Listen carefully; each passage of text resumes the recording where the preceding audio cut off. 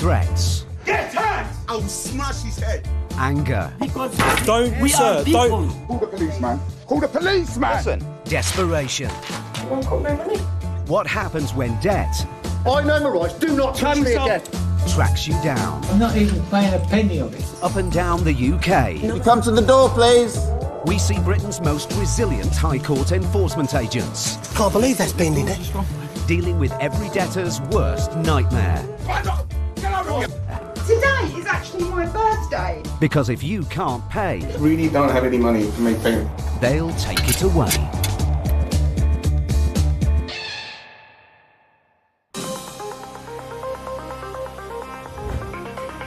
A leading insolvency firm reports that the number of businesses in the UK under financial pressure is increasing rapidly. Nearly 330,000 companies experienced financial distress during the second quarter of 2017, a 25% rise from the previous year.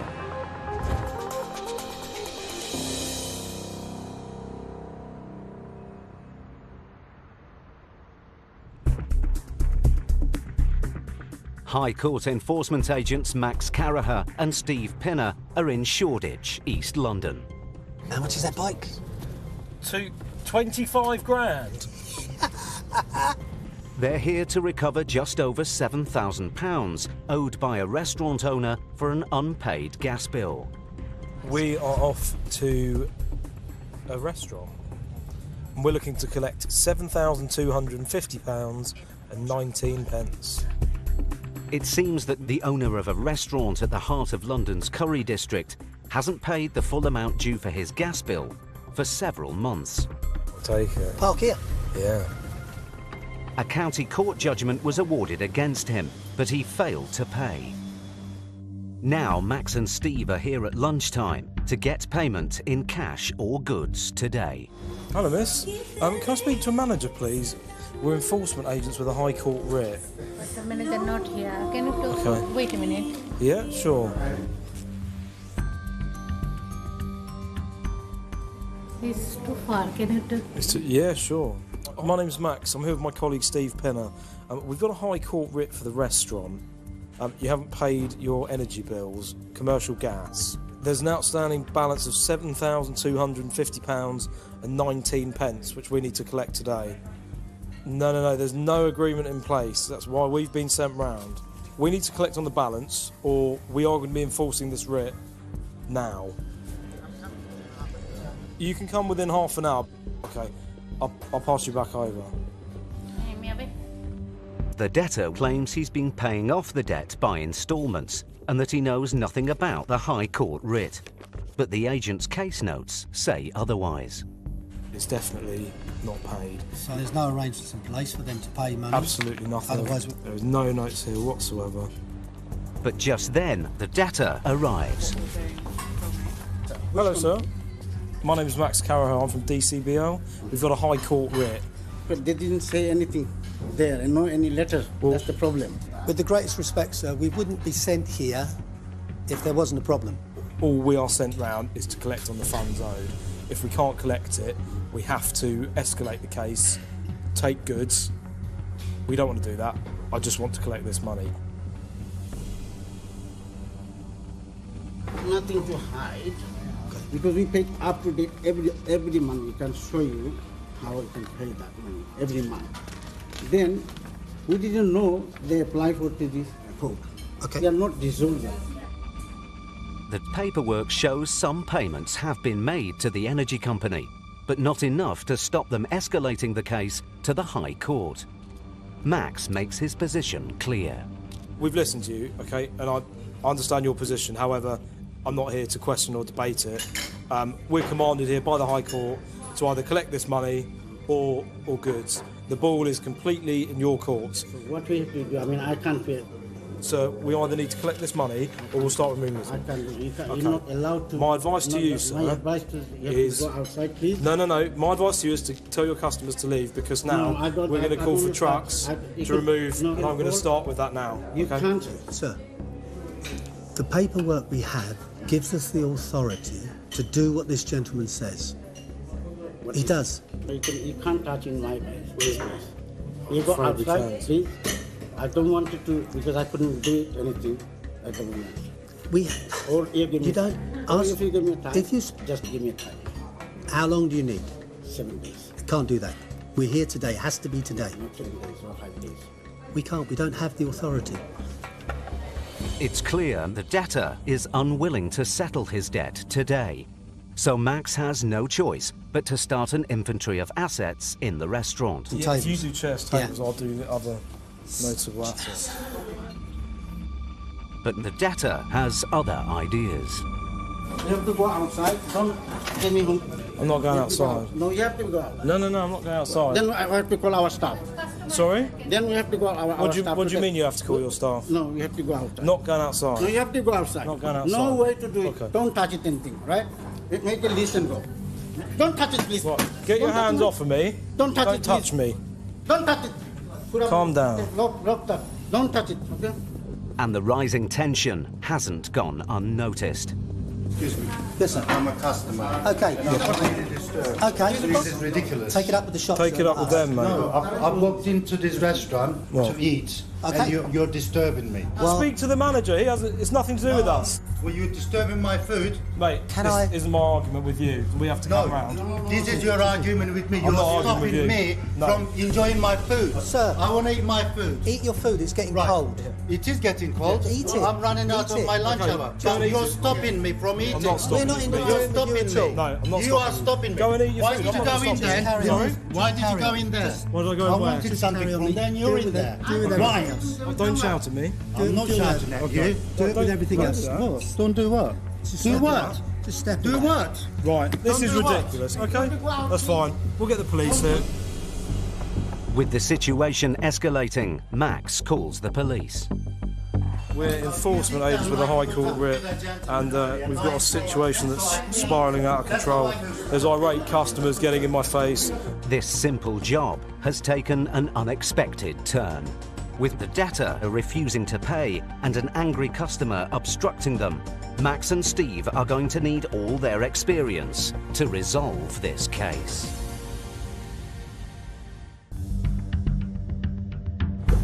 Max Caraher and Steve Pinner were in East London, chasing over £7,000 owed by a restaurant owner Nothing to hide.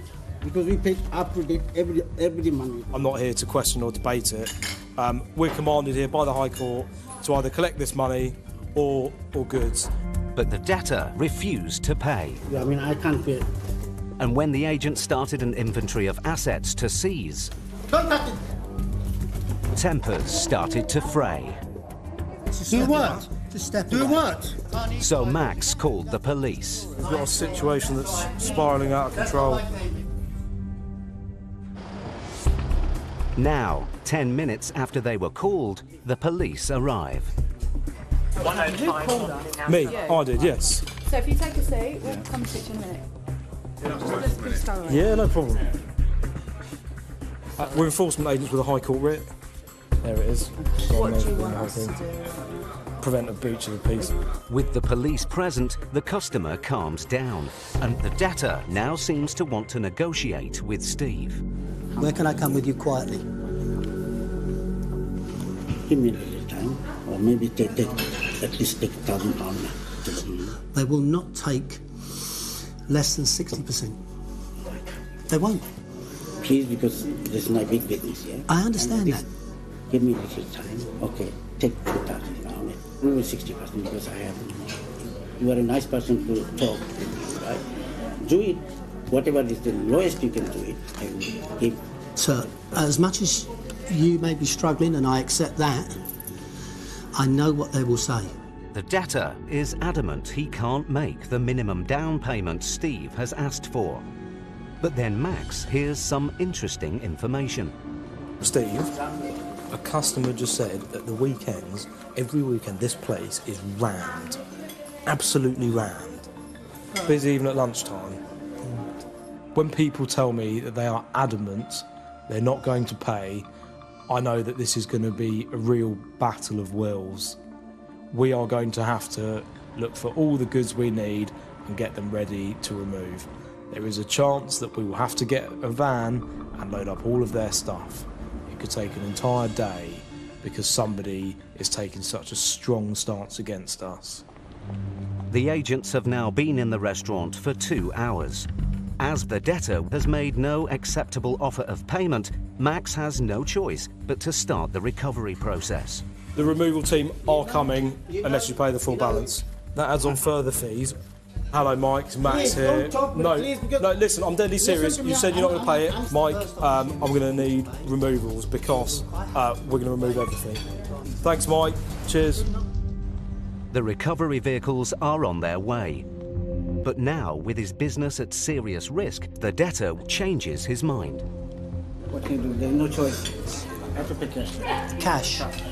7,000? No, it's 8-3. Steve explains again that because the removal process has been initiated, extra fees have now been added to the original debt. When we walk in the door, and if you say yes to paying, it's 7,250. Because of all this, and we go around counting, it's now 8-3. You can just say 1,000. Then I pay that 7,000. Hold on. I'll get somewhere. I'll get it. The balance will still be liable. No, please. No, not having that. No, please. You understand? You're a good member. I I am. want to put another £1,000. They're coming. Please, Removals are coming. With the debtor not prepared to pay the full amount of his debt, the agents prepare for the arrival of the recovery truck. But then, the debtor makes an unexpected move and produces a bundle of cash. I don't know how much you have to count it over. They need to do it, yeah. After saying that he wouldn't pay the £8,000 he owes, he gives the agents the full amount in cash. Steve, you do 1,000. It's amazing how he has nothing. Absolutely amazing.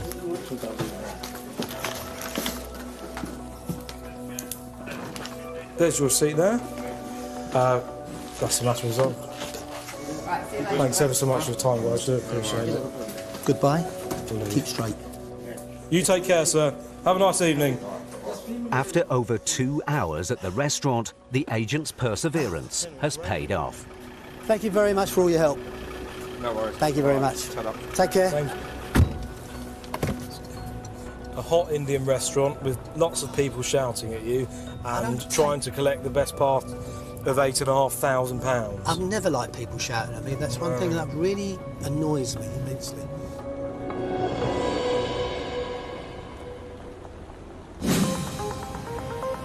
Over the first half of 2017, more than 50,000 county court judgments were issued against businesses in England and Wales.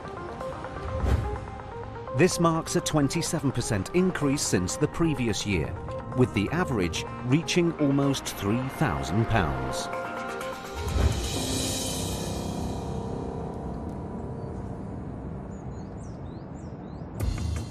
High Court enforcement agents Gareth Short and Mitch Starr are on their way to Chippenham.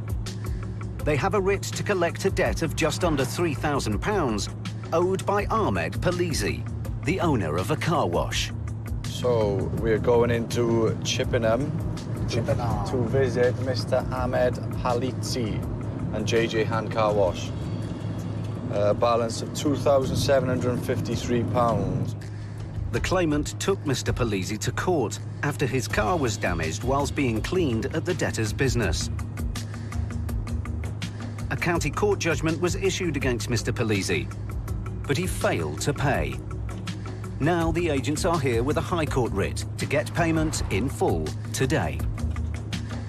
JJ Car Wash.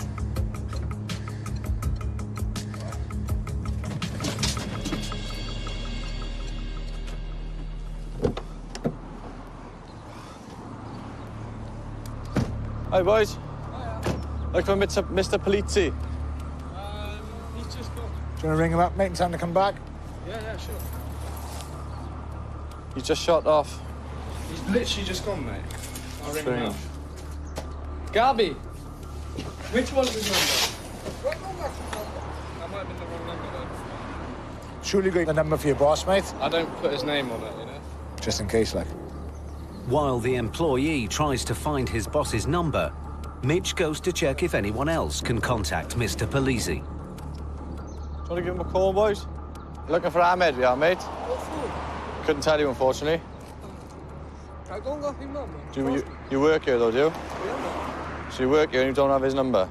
It's a bit strange, isn't it? It's your boss? Somebody's got his number. He don't have number, nothing. Yeah, he hasn't got a number now, has he? Somebody's not adding up here, mate. I find it a bit special, boys, that you all work for him and you haven't got his number. Makes no sense.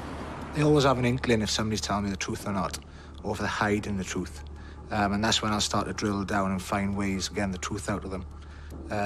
If that person's not the debtor, then it is obviously a lot harder.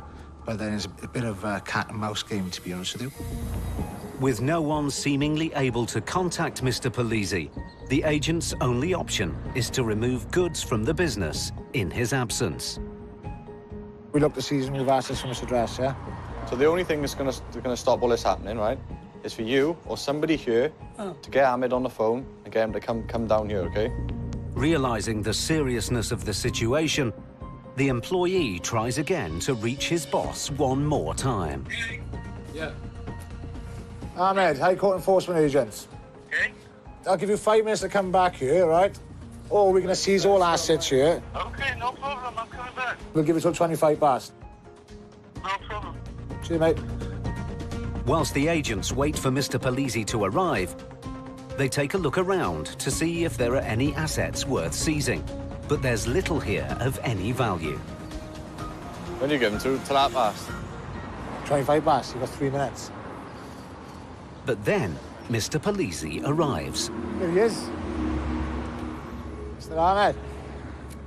Perfect. High Court enforcement agents. Here to execute a High Court writ against you, unfortunately. For what? Mercedes ring a bell? Damaging his roof? He's right. Okay. Well, unfortunately, he's gone to the county court. Right. CCJ, so a county court judgment has been issued against you. They then transfer it to the High Court. So you're now in possession of a High Court writ, which empowers us to remove assets from you unless the debt is paid. Where we stand at the moment, you owe this money, okay? So at the moment, it's £2,753. So, when is court? Okay. So when so I go to court? It's been to court, mate. Went to the county court and I've not received any letter. I've not received any letter. Okay. All right. They've been sent, yes. You've had numerous letters from the county court with regards to the CCJ has been issued against you. Yeah. All right. Okay, no problem. Just send it for me letter till I'm there. You know what's going on. Letters been sent, mate. You've chosen to ignore them, right? See, this is first not my business. I've got the proof for this one. Show me the proof, then. Yeah, I'm good. The proof, yeah. Mr. Polisi now claims that he doesn't own the car wash, but the case notes say otherwise. Can you come in inside? Of course we can.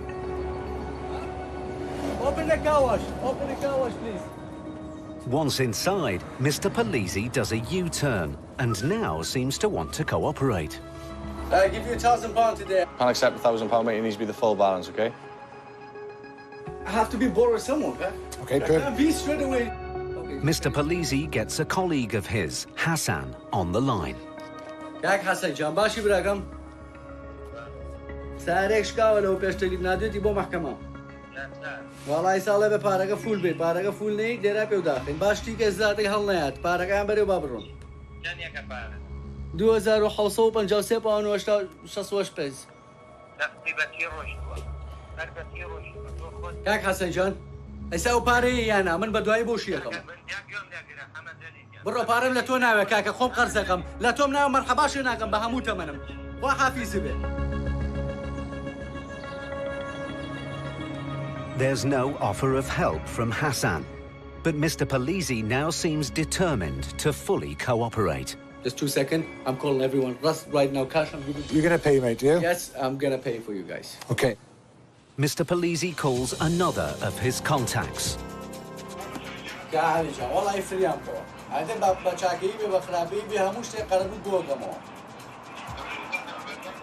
والله يبقى ولا من أجل وزارة القصيم بيتي من حتى حوش من منتم بس شو ساعتي إيش بارجة ديمو باش هيك دقة you want to go to bank put money in the bank. Hello, what can I do for you? Could you give me your bank detail? I will send you the money to your bank. Yeah, how long will that be, sir? 20 minutes? My friend, just send me your bank detail to this number. Okay, I'll get him to text you over the details now, right, mate? Thank you. Mr. Polisi's contact has agreed to make a payment of £1,500, but there's still just over £1,200 outstanding. Gareth turns up the pressure. It's not in our account by past. What time is it? It's now 10 past. We are going to remove assets from you, eh? Okay. The deadline is set. Mr. Polisi goes off to raise the rest of the cash. And all the agents can do now is wait. A large part of my job is working on gut instinct. And whenever somebody tells me they're going to get the money, if I got a negative gut instinct, then I won't let them do it. But if I can see they're being genuine and honest with me and they actually do want to pay their debt, I'll give them that one chance. If they take that one chance and pay, then perfect. Just as the time limit expires... Here he is. 31. Mr. Polisi returns. Hi, mate. We got the money on you? Yeah. He's been able to raise the balance of the money he owes in cash.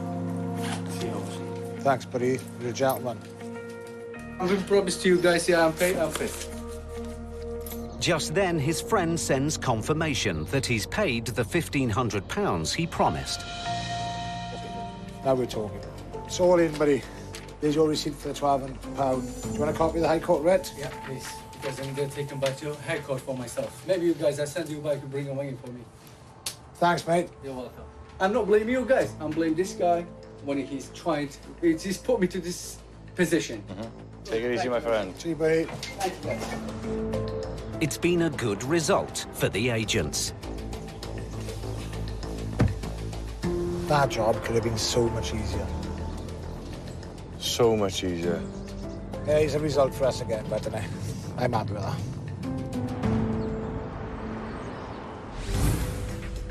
Gareth and Mitch got a result in a tricky situation. But in Max and Steve's next case... You going to come and answer the door? A businessman in denial. There's an outstanding balance, sir. Why can't you pay it? Doesn't matter. Gives the agents the runaround. You can't get in by force. OK. So Is we're that not going to correct? let you in.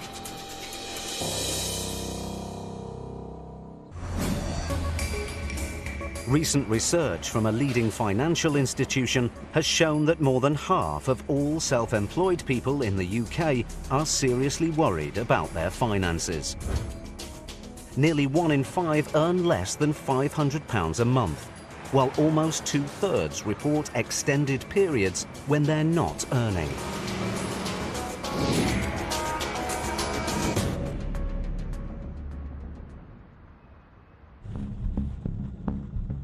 High Court enforcement agents Max Caraher and Steve Pinner are in Edgware, North London. They have a writ to collect over £4,000 owed by a second-hand car dealer to a dissatisfied customer. We're looking to collect £4,372.86. Nice houses, aren't they? Very, yeah. It seems the debtor sold a faulty car to the claimant, but then failed to reimburse her. The case was escalated to the High Court, and a notice of enforcement was sent to the debtor's home, where he's known to be trading cars. Should we have a check before? Yeah. Before we do it? Before they go and speak to the debtor, the agents do a quick search on his website to see whether he has any current stock they could use as leverage. 6 cars listed. Beamers, Audis. Let's go see. Let's give him a knock. It appears there are plenty of assets that could be seized, but first Steve and Max need to see whether the man is willing to pay up. It's enforcement agents here with a High Court writ. Thank you.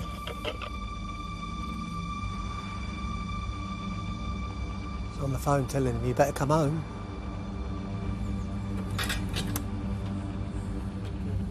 Madam, are you going to come and answer the door? There's still no answer. But then a man arrives. Hello? Who is this? No, he's not here. He's not here? We've been told this is his property.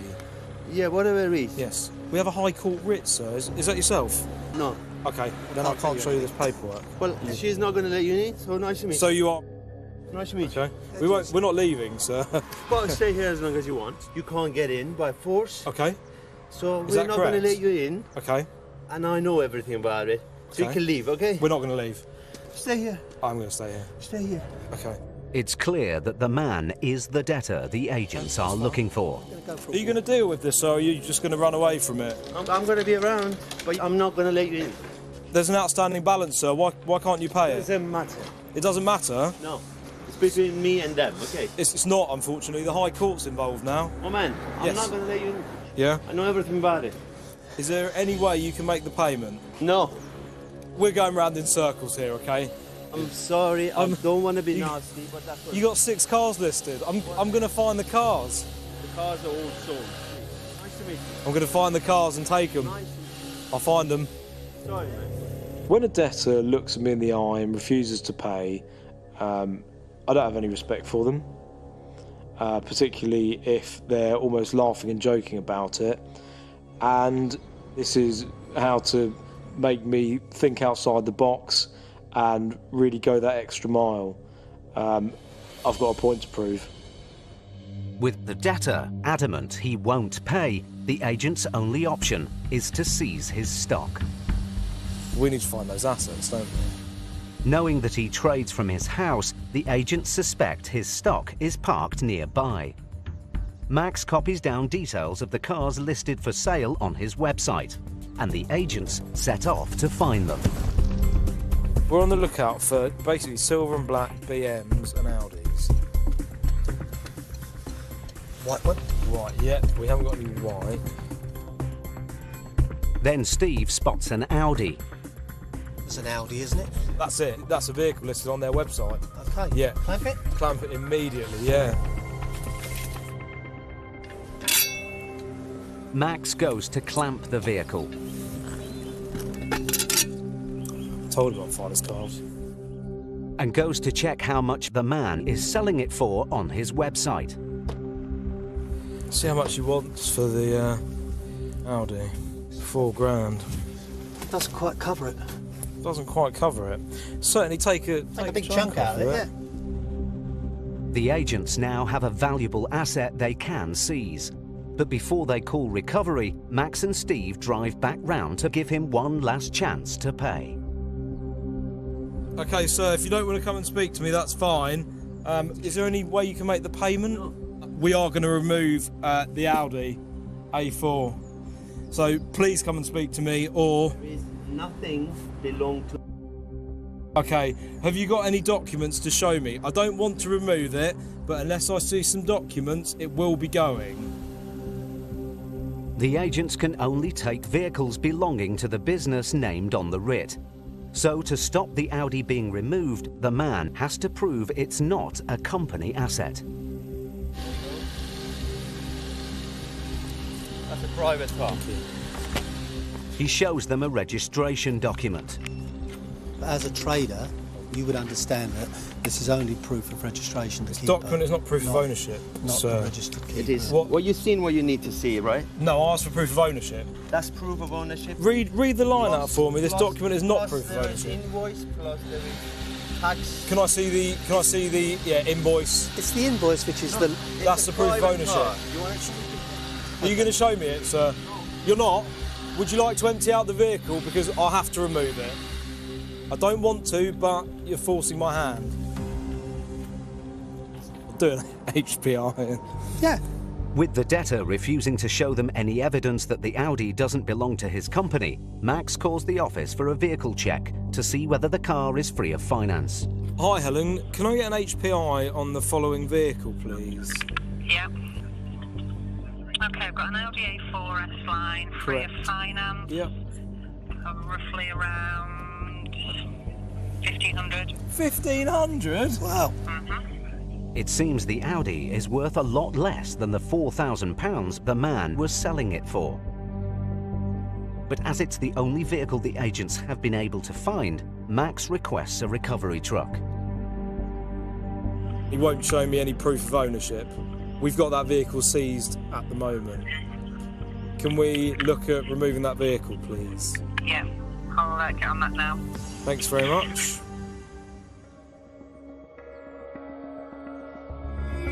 "90 minutes later, the recovery vehicle arrives. The Audi will be sold at public auction, but as it's worth less than a quarter of what the debtor owes, the agents will be back. Fortunately, it's not over for him yet because that isn't going to cover the full balance. We'll keep coming back and finding his vehicles. Slowly, one by one. Yeah.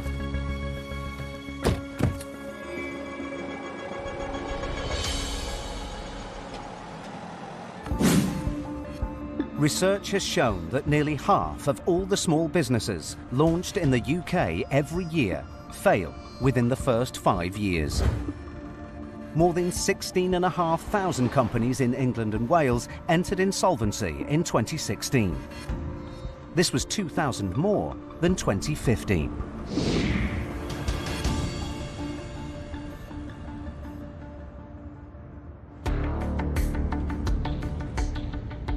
High Court enforcement agents Stuart McCracken and Elmore Victor are in Failsworth, Manchester, to recover nearly £5,000 owed by a blinds and shutters supplier to a dissatisfied customer. Sun's out, and you've dragged me out. To Manchester. Why? A business. And we're going for an outstanding balance today of £4,940. On arrival, the shop appears to be closed. Is there anyone inside? No, it's in darkness. The agents look for another way in. This is a side entrance. But this door is also locked. Stuart phones the owner. Hello there, my name's Mr McCracken. I'm a High Court enforcement agent. We're here to collect a balance of £4,940. Yeah, well, that's not going to happen, So, what's going to happen now is I'm going to get a locksmith, okay, and then we're going to force entry into the property to collect goods in receipt of the value of, okay? So there isn't anything in there of that money. It's been transferred to the High Court now, okay, so it's out of the I don't court's understand what you're talking about, mate. As the debtor won't talk to Stuart, Vic calls her straight back. My name is Mr. Victor. I work with Mr. McCracken, the High Court enforcement agent. Okay, but who else runs the shop if you're not here? Nobody. I can't afford to pay my bills. I've had loads of people not paying me. You give me 2 minutes to let me ring you back then, so I'm composing myself, because at the moment I'm crying. Oh, the shutter's gone down. Who's closing your shop's shutter? As we speak, someone is closing your shop's shutter. You've just told me you've got no staff. I haven't got any staff. So who's closing the shutter? You know what? I'll see you in a minute. Yeah, okay. We'll see you in a minute. Yeah. Well, that's good.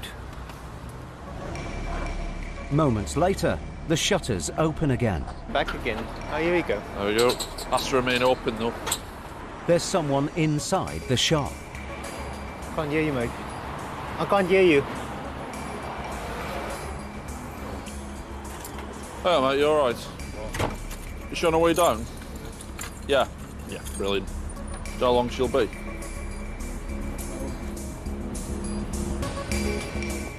Then the debtor arrives. Alright. I'll Right. let you in and Yeah. I'll have a chat with you. Yeah, no problem at all. Who's who? Stuart. I'm sure that's Vic. Supposed to meet you. Let's go inside. What can you pay today? The So company's call. got no money and it's 15 grand overdraft. What's happened is basically with the e-commerce side of things, Yeah. people expect more. I've not been able to collect 28 grand's worth of money. It's clear that the debtor's business has fallen on hard times. But the agents are duty-bound to get this case resolved one way or another. Everything in here, the computers, the desks, the shutters, the stock in the back, all that will be removed, and it will be removed in the next hour. So you need to see what you can do to try and raise something, okay? So we're either here to collect payment or remove goods. The debtor is facing a crisis. If she can't raise enough money to satisfy the claimant, her business could be at serious risk.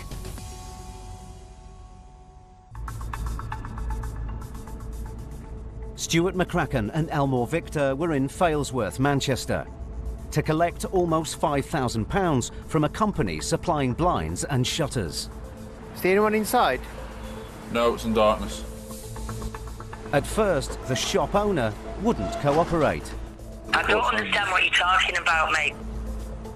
And when she arrived, she claimed she couldn't pay. Somebody's got no money and it's 15 grand overdraft. But the agents made it clear they would be removing goods if she didn't try to raise some funds. The stock in the back, all that will be removed, and it will be removed in the next hour. Now Stuart and Vic hope that starting an inventory of goods in the shop might prompt the debtor to make a payment. Oh, I take it this is the stock, is it? Yeah. This is all mismeasures. Yeah. What, you saying this is stuff that's been cancelled? It's mismeasures, it's worth firewood. It appears that the stock is of low value. Stuart and Vic would have to clear most of the shop to offset the £5,000 debt.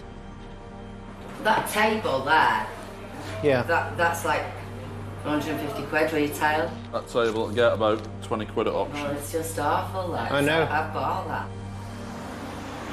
But the debtor reveals something that could stop the agents in their tracks.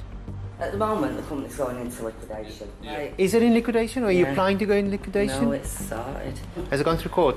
Well, it's not. No, it's all on the Okay. process. It's a process. I've never done it before. It's a process then. Right. It appears that the company isn't in liquidation yet, so the writ can still be enforced. But the debtor's time to raise some funds is running out. If you can tell me 100% today you can't pay, right? Then we have to take goods. Yeah, I don't want to take your No, goods. it's all right. I want you'll have to. I've got nothing else. Are you sure? With the debtor adamant she can't pay, Stuart calls for recovery. Hi mate, you alright? We need a 7.5 tonne for the weight, with all the shutters and everything, because there is quite a lot of stock. Alright, see you later. Bye bye bye. Right, auctioneers are on their way. The debtor's friend arrives to offer moral support. Need to make you aware because the goods have been seized, I'll have to turn the phones off. If you've got a mobile, you can make a phone call on. They've been seized. But the situation is taking its toll. Yeah, time's run out now.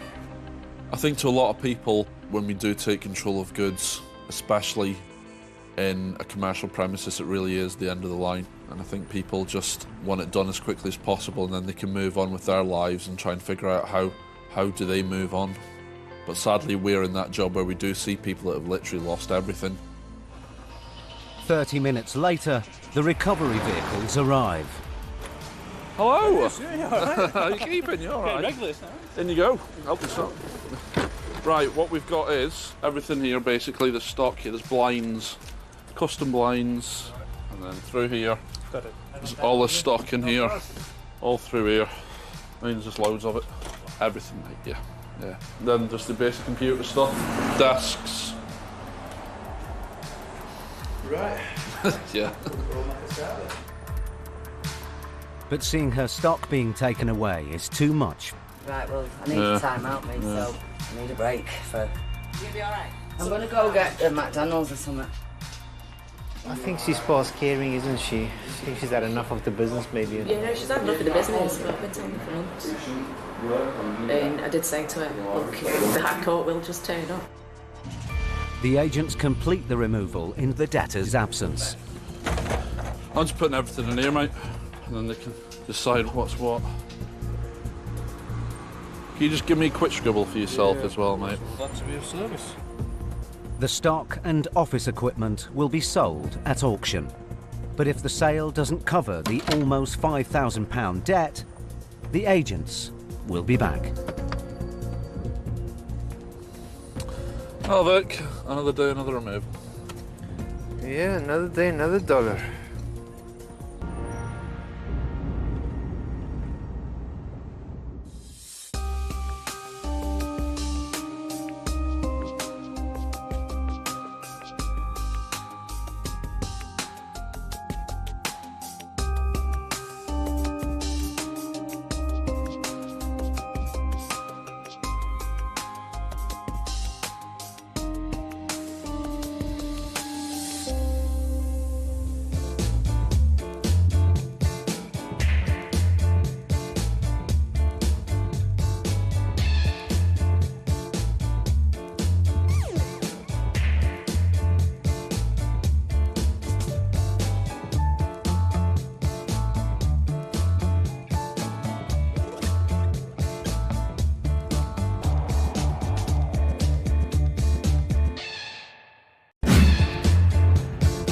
Threats. Slap him in the face, you know. Mate, you've not got what it takes. What? Anger. Don't, sir, don't. Desperation. I got no money at all. What happens when debt No, do you leave me to lose my temper? tracks you down? I'm not even paying a penny of it. Up and down the UK. No, I didn't ask you to come in. We see Britain's most resilient High Court enforcement agents. Can't believe that's pending. Dealing with every debtor's worst nightmare. I don't have any documentation. Okay, then we'll go. Because if you can't pay, I got 80 quid in my pocket. It's not going to be enough, is it? they'll take it away.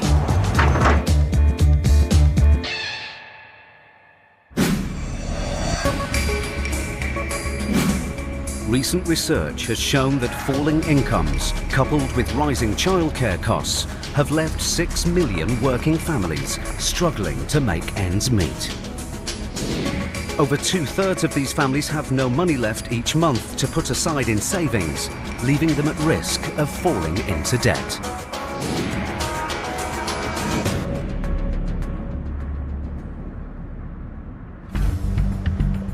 High Court enforcement agents Gary Ball and Matt Highway are in Great Bar, Birmingham. They're here to recover almost £4,500 owed by a couple for unpaid nursery fees. Who's next on the hit list then, mate? Next on the list, mate, we've got a Mr. Wesley Regis and Miss Cyrena Cooper, and they owe just over £4,000 to Children's Nursery. It seems that Mr. Regis and Miss Cooper used to pay for their childcare regularly, but the couple have now fallen behind with their payments. That's another one of the most popular debts of the time. One a day so far, isn't it? Nursery fees. Yeah. The nursery escalated the case to the High Court, and now the debtors must pay the money they owe in full today.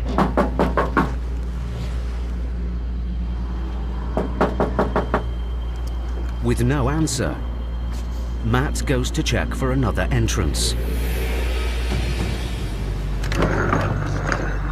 Finding the back door open, he makes peaceful entry. Hello?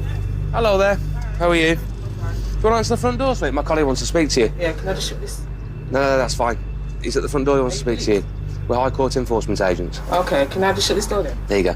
Yeah, but no, Okay. but can I shut this door, please? You can, yeah, I'll come in and you can shut it. No, I didn't ask you to come in. There you go, you don't need to ask me, sweet.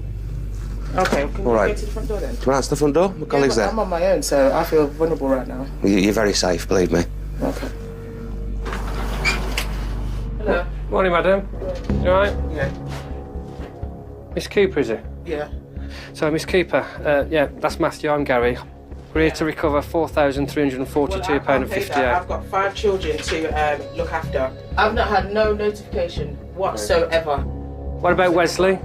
He's not here at the moment. He's not here. Do you want to give him a ring and see if he can pay it? He's got nothing in his pocket either. Okay.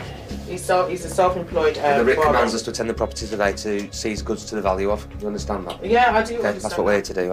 I do All right. understand that. Is there anybody who can help you with this? Nope, we're by ourselves. With payment looking unlikely, Matt looks around the house for any assets they could seize to offset the debt. While Gary tries to find out more about how the couple got themselves into this situation. So why wasn't it paid at the time, the nursery fees? We was paying at the time, but Yeah. obviously, I lost my job, so obviously we fell into arrears. She did stop my son from going to nursery, then I had to go and get somebody else to look after it. So obviously, you know, money's just didn't. Just for the one child, was it? Yeah. There's nothing that I can do. I'm telling you now, I'm bracing myself. I do work, but there is nobody. What about Wesley? Anybody else to ask? There is nobody. There is nobody. We meet people on a daily basis who are struggling, you know, just to put a meal inside the bellies every day. We do feel for them, but on the other hand, you know, we are working for a person who's owed an amount of money. The agents have now been in the house for 20 minutes when Serena's partner, Wesley, arrives. Come on, Wesley, come have a chat, mate. And he wants answers.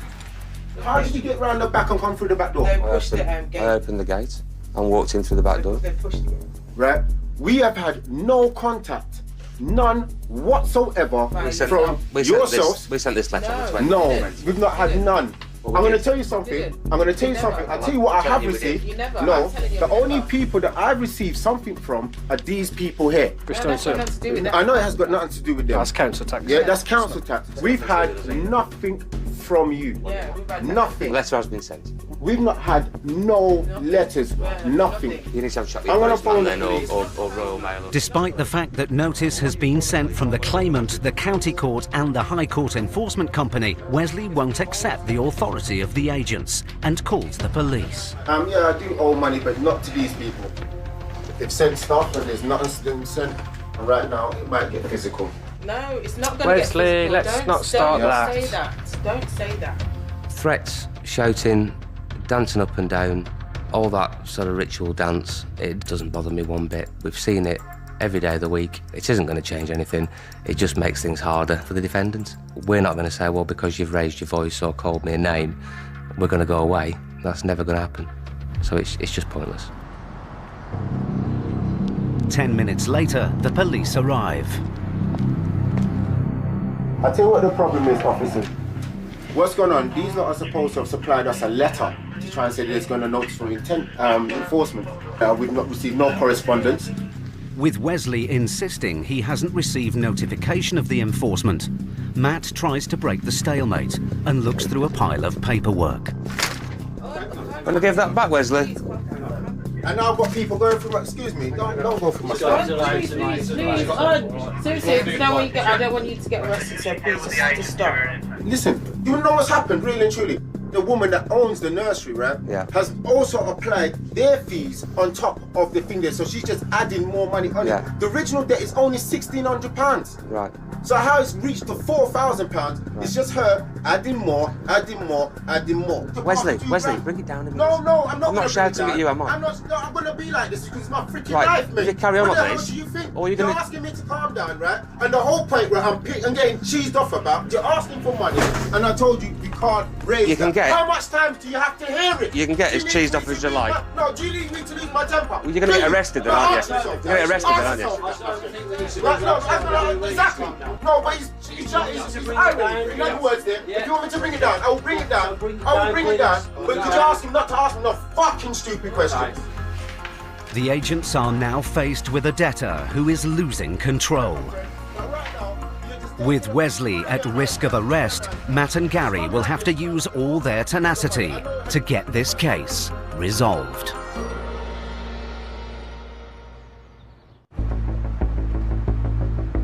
Matt Highway and Gary Ball were in Birmingham, chasing over £4,000 owed by a couple, Serena and Wesley, to a children's nursery. Matt made peaceful entry through the back door. I don't know, I didn't ask you to come in. There you go, you don't need to ask me to. And Serena said she couldn't pay. We're here to recover £4,342.58. I've got 5 children to look after. But when her partner, Wesley, arrived, the situation became volatile. Right now, it might get physical. No, it's not going to get physical. Wesley, let's not start that. And he called the police. I will bring it down, but could you ask him not to ask me no fucking stupid questions? Now, the police have to make Wesley aware that the agents have every right to be in the house to enforce the writ. Right, as far as they're concerned, they've followed their procedures through. If they have an address that they're ordered to check by the courts, then that's where they will go, okay? Yeah, but listen, hold on. There's a dispute right about now, and they can't prove it. So, how do we resolve this here and now? Because that's what needs Really and truly, what needs to come on from here and now, right, is for these lot to come out of this address, to go and follow their procedures, to get everything back in line. At the end of the day, I'm going to tell you where it is. But even with the police present, Wesley won't back down. Matt steps in. Let's move this along a little bit. We're going round and round in circles. Well, raise some money and let's see if we can get it resolved. I find the best way to deal with these situations is to keep as calm as possible. It's very difficult to be angry with somebody that's not reflecting that anger back to you. And it's a skill I learned many years ago in security. You know, The calmer you keep the situation, the better the outcome's going to be. Realising that the agents aren't going to go away, Wesley finally starts to cooperate. You say that you'll get 500 quid today. I don't think that's going to be enough, mate. Put it towards them. Okay. No venture, no gain. Now, what the client would normally say is half the outstanding amount. That's not going to happen. Okay.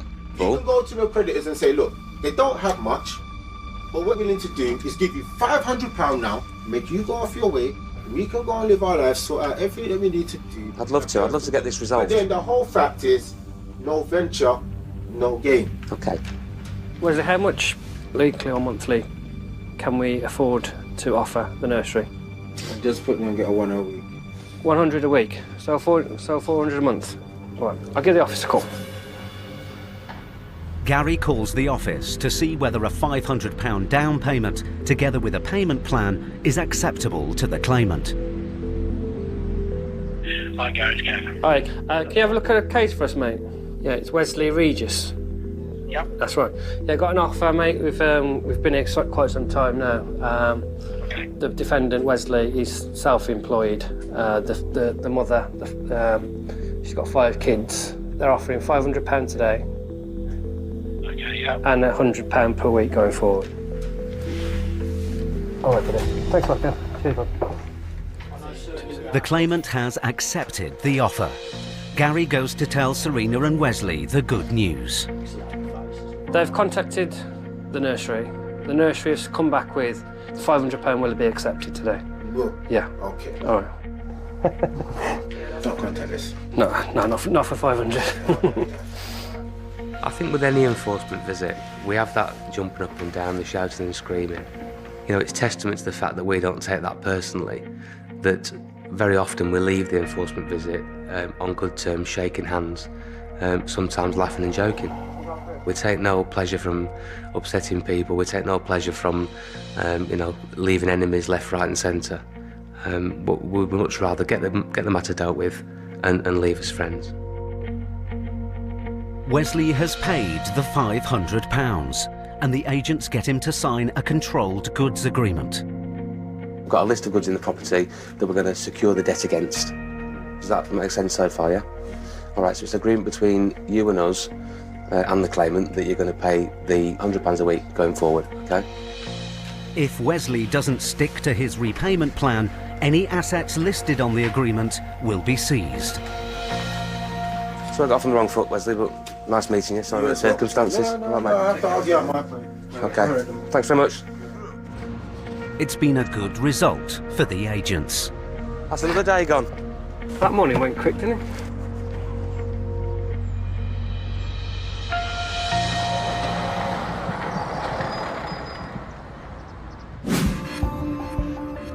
In the UK, adults aged under 35 are coming under increasing financial pressure. In a recent study, almost 50% are concerned about their financial future, and over a quarter of young adults admit that they've never learnt to manage their money.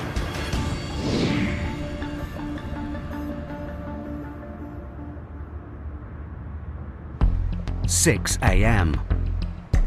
High Court enforcement agents Stuart McCracken and Elmore Victor are in Droylsden, Manchester. Beautiful day. They're on their way to recover a debt of just over £1,500, owed by Katie Allen for unpaid parking fines. Can you enlighten me on where we're going? We are going to visit a Miss Katie Allen. She's got an outstanding balance of £1,691. Miss Allen received the fines after repeatedly leaving her car in the same car park without displaying a ticket. Now the agents have a writ to collect payment in full or seize goods to offset the debt.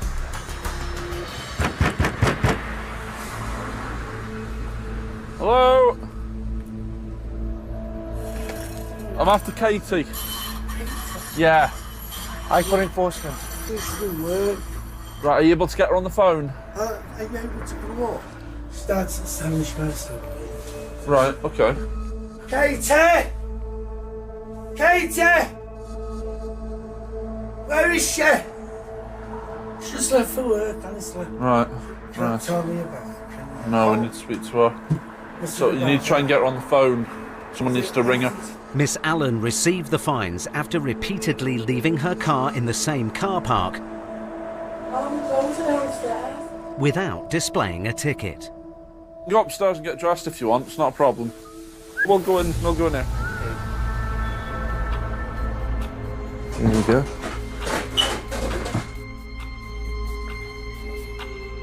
Hiya, Katie, is it? Yeah. Hi, Katie. We're High Court enforcement agents from Direct Collection Bailiffs Limited. It's regarding an outstanding balance, Katie. Yeah, so what's happening about this payment? Because you have had a letter about it. I know, I got a letter the other week, so my dad said ring it, but Yeah. I get paid something. Right, well, you need to see what you can do to try and raise some funds now, because we're here now to take control of goods unless the balance is paid. 1,691 and 71 pence. Need to see what you can do to try and pay it today. Well, I haven't got a pay till Friday. No. I ain't got any money. How much is it? £1,691. For It's parking. Looks like parking. Yeah, parking. Parking fines. For God's sake. It's clear that Katie's mother was unaware of her daughter's situation. Stuart tries to find out more about how the debt arose. Where's the parking from? Just outside where we used to work. Yeah. We used to go out on a Friday, but there was no option to pay after 12. Yeah. Just go every Saturday morning and have a ticket. Yeah. No.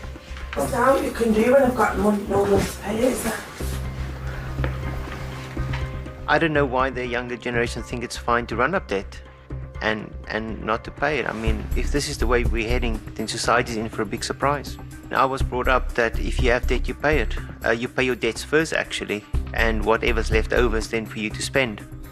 But that seems to have gone out the window. The agents have been in the house for 15 minutes. Katie hasn't made an offer of payment, and now the whole family is getting involved. Simple, bury your head in the sand. I'm not burying the head in the sand, Dad. Am I? Yes.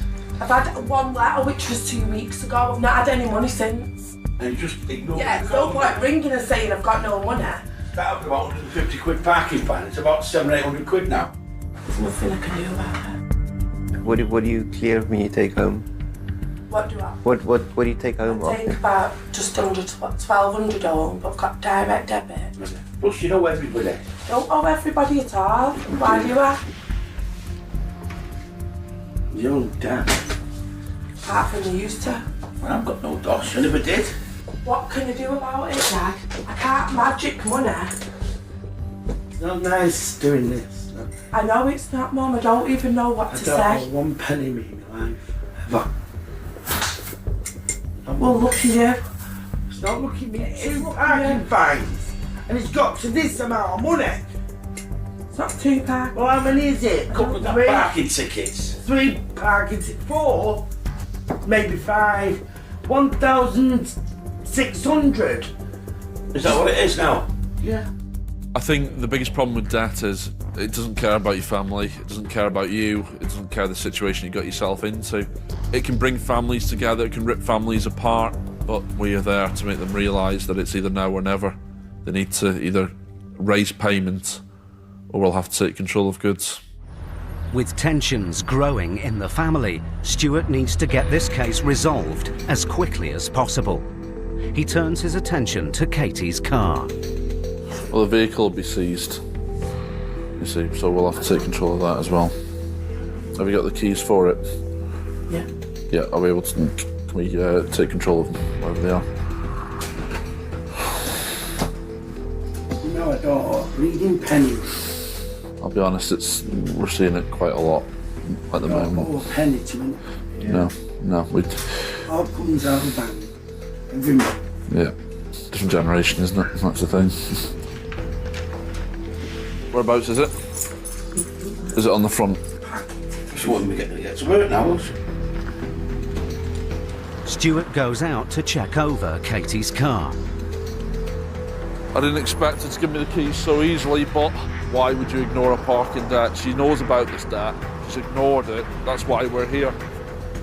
She should have nipped it in the bud instead of ignoring it until we come on the door today. But that's how people deal with it, isn't it? They try and like hold their heads in the sand, and then when it comes face to face with them, they just can't deal with it. 110,000 miles. At auction, the car would cover about a quarter of the £1,500 Katie owes. But the prospect of seeing her daughter lose her car has prompted Katie's mum to act. I'll give you some. I can only give you my bill money that's coming out at the beginning of the month. How much could you, realistically, could you get today? About 800. You better pay her back if she puts any money up. Mum, Dad, she knows I'll pay her back, or she won't be offering to pay it. Katie's mother has offered half the debt as a down payment. But the agents need to set up a payment plan to settle the balance. It'll have to be £300 a month. £300 a month? Yeah. Can you do that? Well, I'll have to do that then. Yeah. Katie now has 3 months to pay off the balance. But if she defaults, her car is at risk. What we'll do is we'll secure the goods so you can still keep your car and everything like that. But in 3 months, if it's not clear, then we will have to come back and we will remove it. Katie's mother makes the £800 down payment. There's your keys back anyway. At least it gets you to work and everything like that. But now, with most of Katie's wages going toward paying off the debt, she may have to reassess her future. But I'm going to Portugal in June and I'm going to have no spending money now. No. £300 a month. Right. Alright guys, we'll leave you to it anyway. Thank you. Thank you. See you later, mate. Take it easy.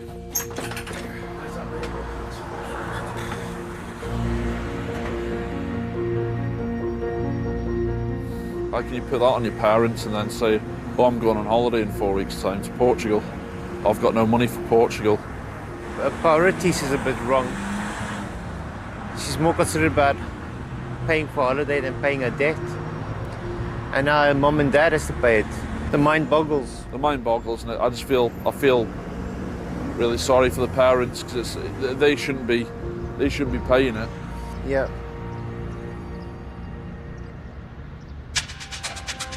Stuart and Vic have had to deal with a stressful family feud. But in Gary and Matt's next case, they meet an obstructive debtor. Oh, you can't touch it as well. I can't touch anything in here. Who'll do anything to avoid paying up. Can you? I'm not owning the business. Oh, okay. Do you think we were born yesterday?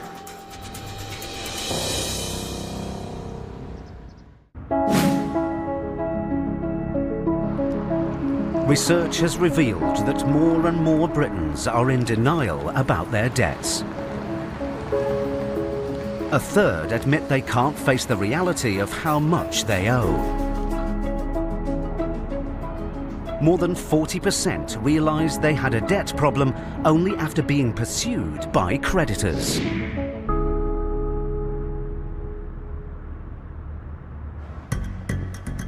It's 8:30 p.m.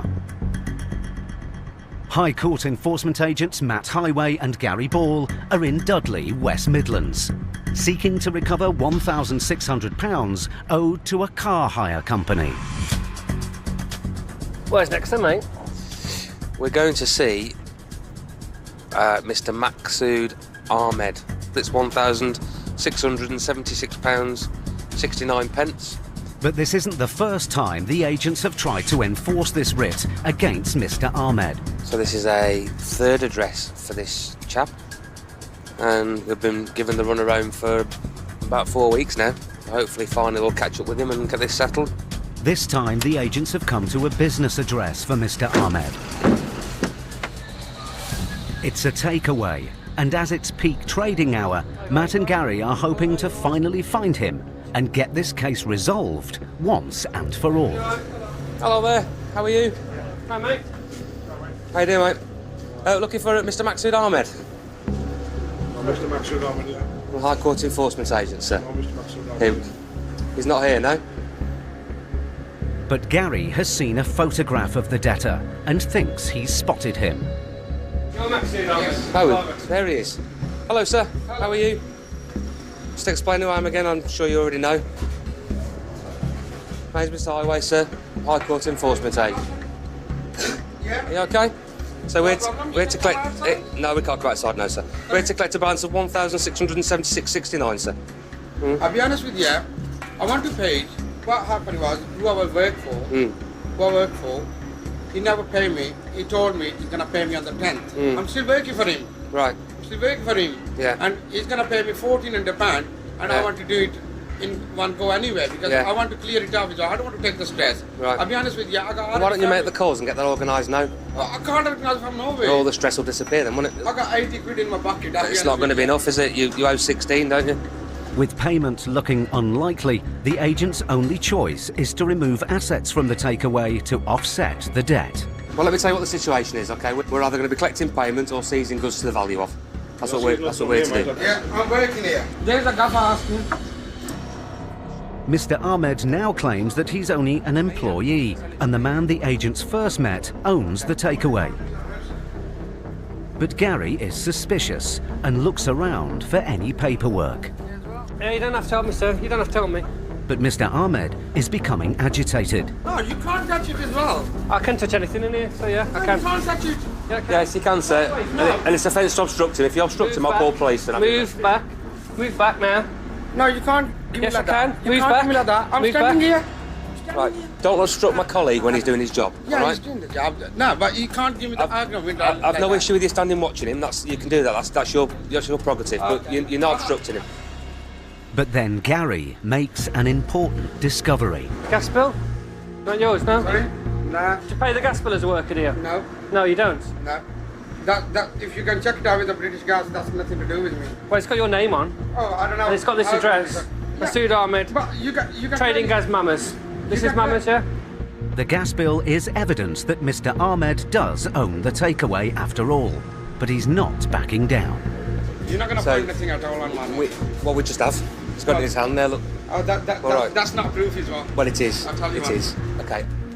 I'm not owning the business. Oh, okay. Do you think we were born yesterday? No. No. Do you think this is our first day on the job? That's right. I'm coming out. Okay, thank you. Okay.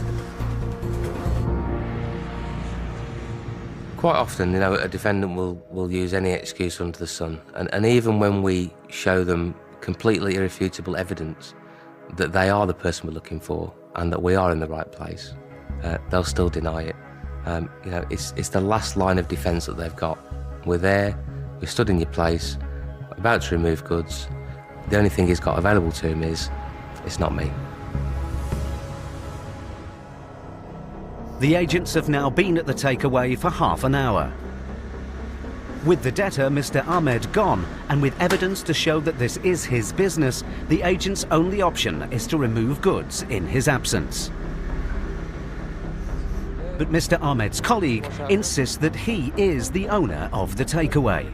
On the business, if I ring Just Eat now, if I ring Just Eat's, the contractors, they'll ask for my name and my bank details, and it's going to be mine. Why is he paying your electric bill then? Second. Why is he paying the electric bill for this place? Who's paying the electric bill? Nobody's paying Max, the electric bill. Masood is. He's not paying that bill. Why is his name on the bill then? I don't know, he hasn't paid that bill. Masood, electric. It's not an electric bill. It's not an electric bill for this place. I don't know why his name don't know. on there. I don't know why his name on there. But you're the boss of this place, aren't you? Yes, I am, yeah. Okay, so you'd obviously know that, wouldn't you? Yeah, I would, yeah. Despite the man's protests, the agents continue their inventory. But then Mr. Ahmed returns. I've got no money at all. Right. I'll be honest Well, with you need to give somebody a call that can help you then. Yeah, I've tried. I've been to a couple of people now.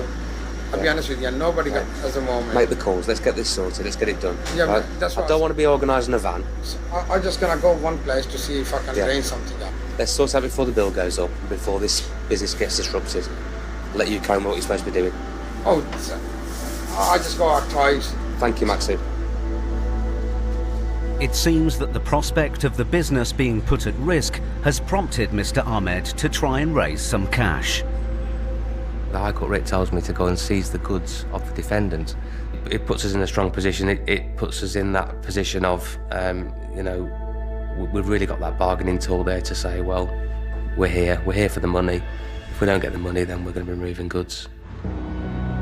Just over an hour later, Maxi, Mr. Ahmed comes back to the shop.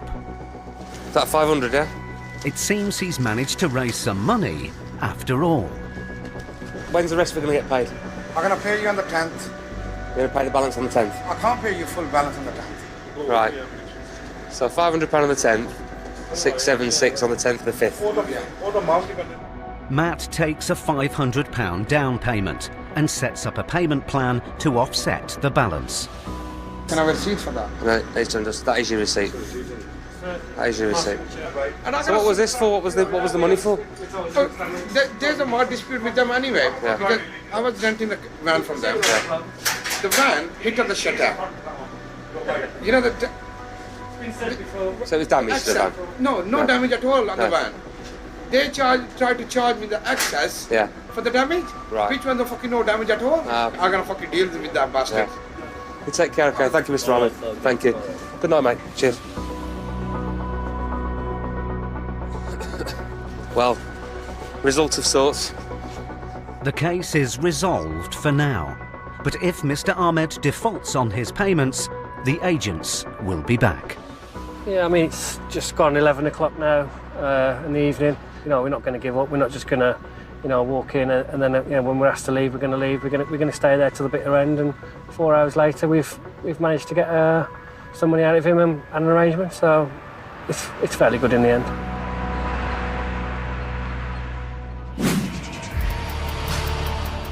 The number of self-employed workers in the UK has risen by almost a quarter since 2008 and now stands at nearly 4.8 million.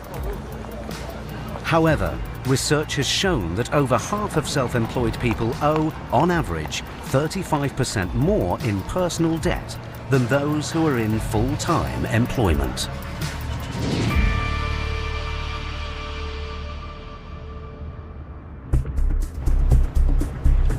It's 7 a.m.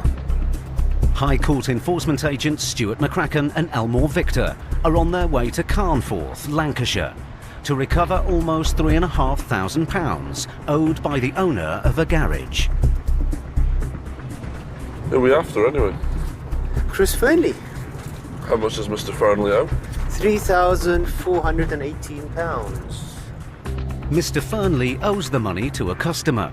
He sold them a car, which was returned. Mr. Fernley then didn't pay them a refund. And it's apparently a garage, isn't it? Button Moon Motors. Button Moon Motors. It's a nice little industrial estate, though. It's not bad at all. So we park just before his unit and walk up the little... Yeah, why not? So why don't we just park here? If Mr. Fernley can't or won't pay today, the agents can seize assets from the garage, including vehicles, to offset the debt. Hiya, mate, you alright? We're after Chris. Rate control, mate, for £3,419. Supposed to let people know when you were coming. Yeah, we have. Send notices. Yeah, a letter's been sent, or else we wouldn't be here, you see. No letters come in. Right, okay. Well, it doesn't change the situation that we're here today. The payment has to be made.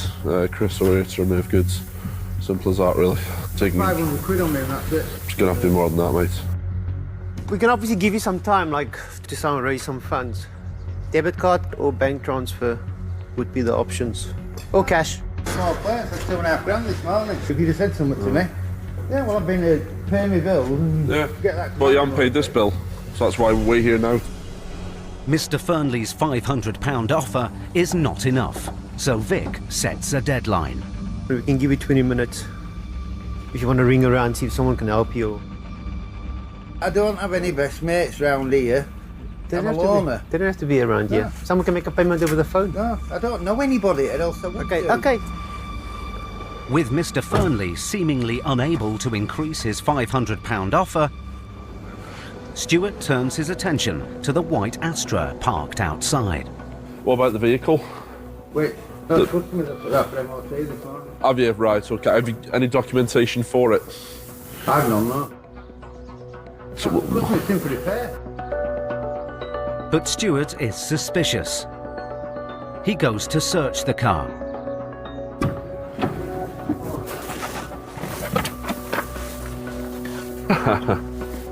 He finds a letter from the local city council addressed to the debtor. Customer's car, but that was in the glove box. With his dog and paperwork in the glove box. What does he think? We just started this job yesterday. Yeah, I think he got mug written on her forehead. He said straight away that the car isn't his, it's a customer's, but there's a letter in there from Lancaster City Council from the 20th of the 10th, which is about 3 weeks ago. And I don't know why you'd have that in there if it was a customer's car. I mean, if it's a customer's car, you take it to MOT, you bring it back. You don't jolly around in it for 3 weeks. The agents go to confront Mr. Fernley. Right. There's documentation and vehicle with your name on it, sir. Well, do you think we do this? Do you think this is the first time we do this job? What documentation with my name on it? With your address? Box. Eh? In the glove box from Lancaster City Council with your home address on it. Yeah. Yeah, right, I'll show you, because that might be easier. Yeah, it's got my name and address. It's good box, John. Yeah. There's the documentation there with your details on it. Yeah. But you said you've just taken this for an MOT. Yeah, you've just taken this to MOT. Universal credit. Yeah. I had to take that into council. Yeah. Which I have done to prove that I got my universal credit. Yeah. Which is what I have done. Yeah. Right. So, can you prove this vehicle is not yours? I don't have any documentation. Okay, then it will go. With no proof that the car doesn't belong to the debtor, Stuart clamps it. But then Mr. Fernley makes a surprising offer. I can sell a load of gold tomorrow. Where's the gold? You used to have an antique shop.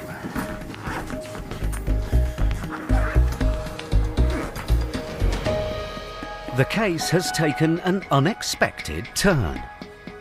But will Mr. Fernley's stash of gold be enough to cover the almost £3,500 Stuart and Vic came for?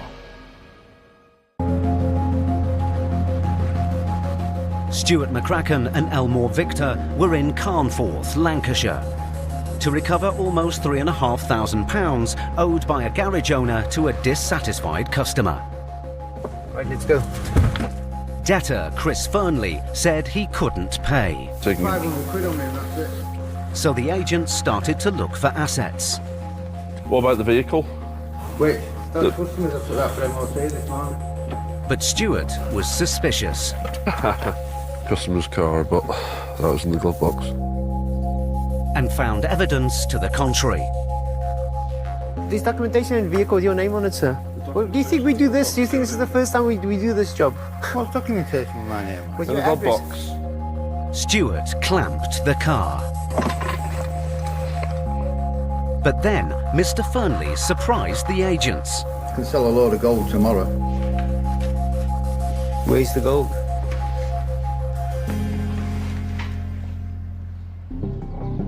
Now Vic needs to assess the value of the gold to see whether it's enough to settle the debt for good. Sovereigns.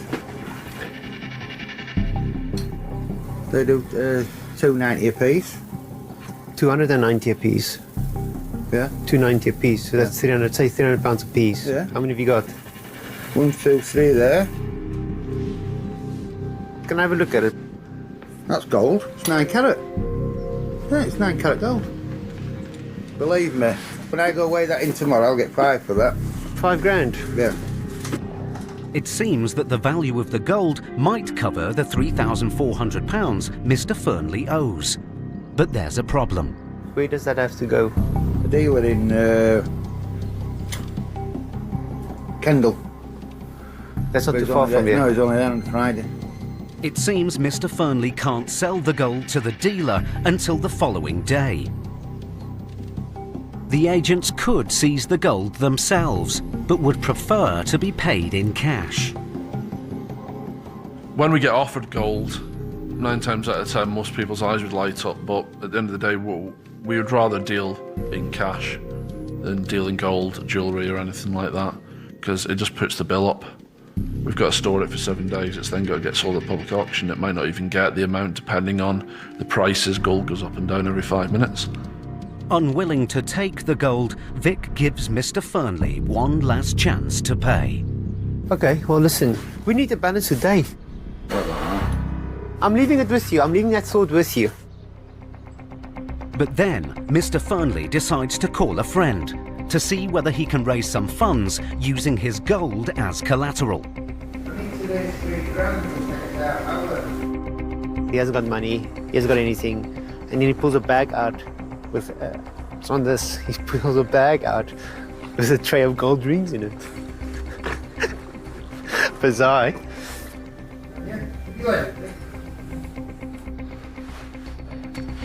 What's happening? Get it. Is it cash? Yeah. Cash? Cash. Okay. Mr. Fernley's friend has offered to pay the almost £3,500 he owes today. But he needs to leave the garage to go and collect it. Do you know how long roughly you'll be, mate? Just so... We're half an hour there, half an hour back. No, if you want to follow me. We can wait here. It's not going to be long. Let's go 10 to 12, see you back by 1 o'clock. Oh, we'll see you in an hour. Mr. Fernley has left the gold in his office as security. But with the agents not knowing its true value at auction, they decide to trust their professional instincts. It's very hard to trust a defendant when they say, look, I'm leaving now and I'll be back shortly. Do we trust them? Do we believe them? The main worry we've got is when a defendant disappears is, how are we going to get in contact with them again? Are we going to get this matter resolved or not? How are we going to get this issue resolved if they don't come back? I'll wait here and keep warm. 90 minutes later, Mr. Fernley still hasn't returned to the garage. Vic gets him on the phone. Mr. Fernley? Yes, are you on your way back? Well, how long are you going to be, sir? Oh, okay. Thank you. 2 minutes. There he is. That's him.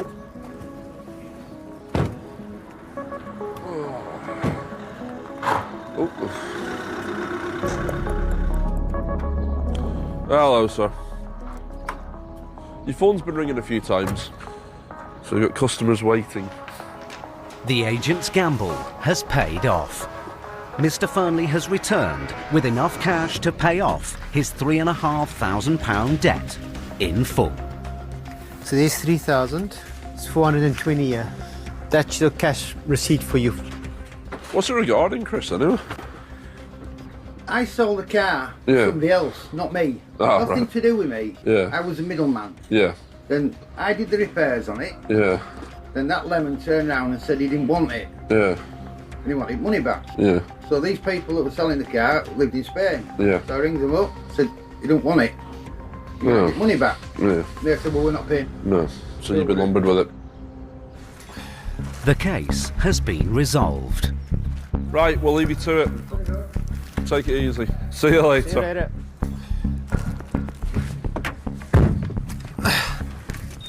That's why they call us the A-team. That's exactly right, brother.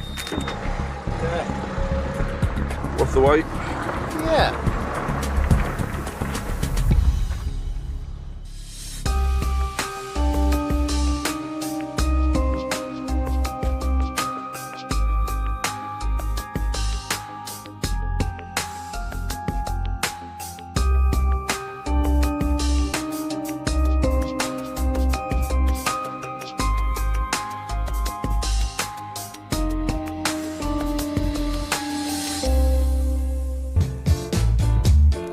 You Can't Pee, We'll Take It Away is back same time next Wednesday. Eamon and Ruth are looking for the best ways to combat that 7-year itch. New tomorrow night at 9, and some hot, sexy roleplay seems to be one answer. Next tonight, born with a rare complication and a slim chance of survival, we hear the remarkable story of Noah, the boy with no brain.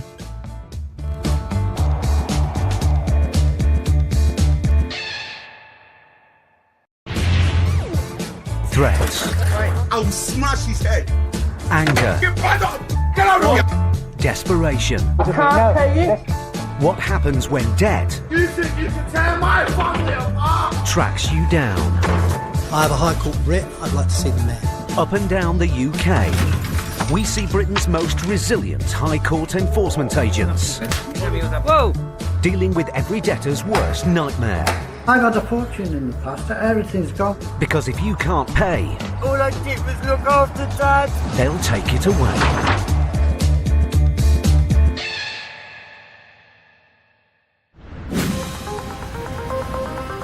Research has shown that more than 80% of small and medium-sized businesses are owed, on average, over £60,000 in unpaid invoices. 1 in 5 businesses say they are losing profits as a direct result of late payments.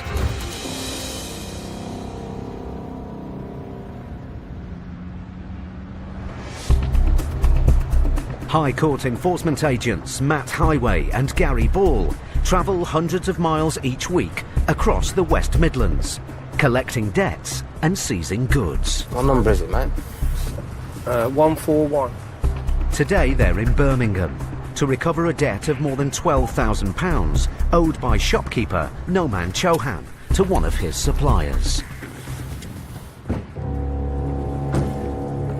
If Mr. Chauhan can't or won't pay, Gary and Matt have the power to seize stock from his accessory shop to offset the debt. Morning. Oh, you're expecting me? I was actually. I was going to give you guys a call today. Oh, cracking. Mr. Chauhan? Yes, that's me, Mr. Chauhan. No, man, yes. Hello, sir. My name's Mr. Highway, I'm a High Court enforcement agent. We're here today, sir, with the outstanding writ to collect an outstanding sum of £12,780. See, I'm not sure who I've spoken to, but like... 9 pence. He used to be my dad's shop just down the road, 2 doors away. Right. The debt was actually for that business that closed, I think, 4 years ago. Right. I don't know, for some reason they put my name on there. Yeah. I actually used to work there. I was studying at the time. Okay. I just used to help out. Obviously, it's my dad's business. The writ is against you personally. I've actually spoken to the Northampton County Court, basically. Right. I'm just waiting for their call. Right. They were supposed to go in by to stand aside over. I think it was... Yeah, that'll be for an application to set aside the writ. Mr. Chauhan says it's his father and not him who owes the money, and that he's appealed the case. But the writ is against Noman Chauhan, trading as Chauhan. And the agents have enough evidence to believe that they're in the right place. So we're here to execute the writ. So there's outstanding balance of £12,782.79. Otherwise we will be taking control of goods. It's not my debt, mate, I'll be honest with you. So I only have one question for you. Can you pay the outstanding balance? can't. Okay, so we're here to seize goods then, sir. Yeah, just give me a second. Let me just speak to my... I'm looking at the side. While Mr. Chauhan calls his father, the agents start to look around the shop for goods they could seize if there's no offer of payment. Matt immediately spots some car keys. But his actions haven't gone unnoticed.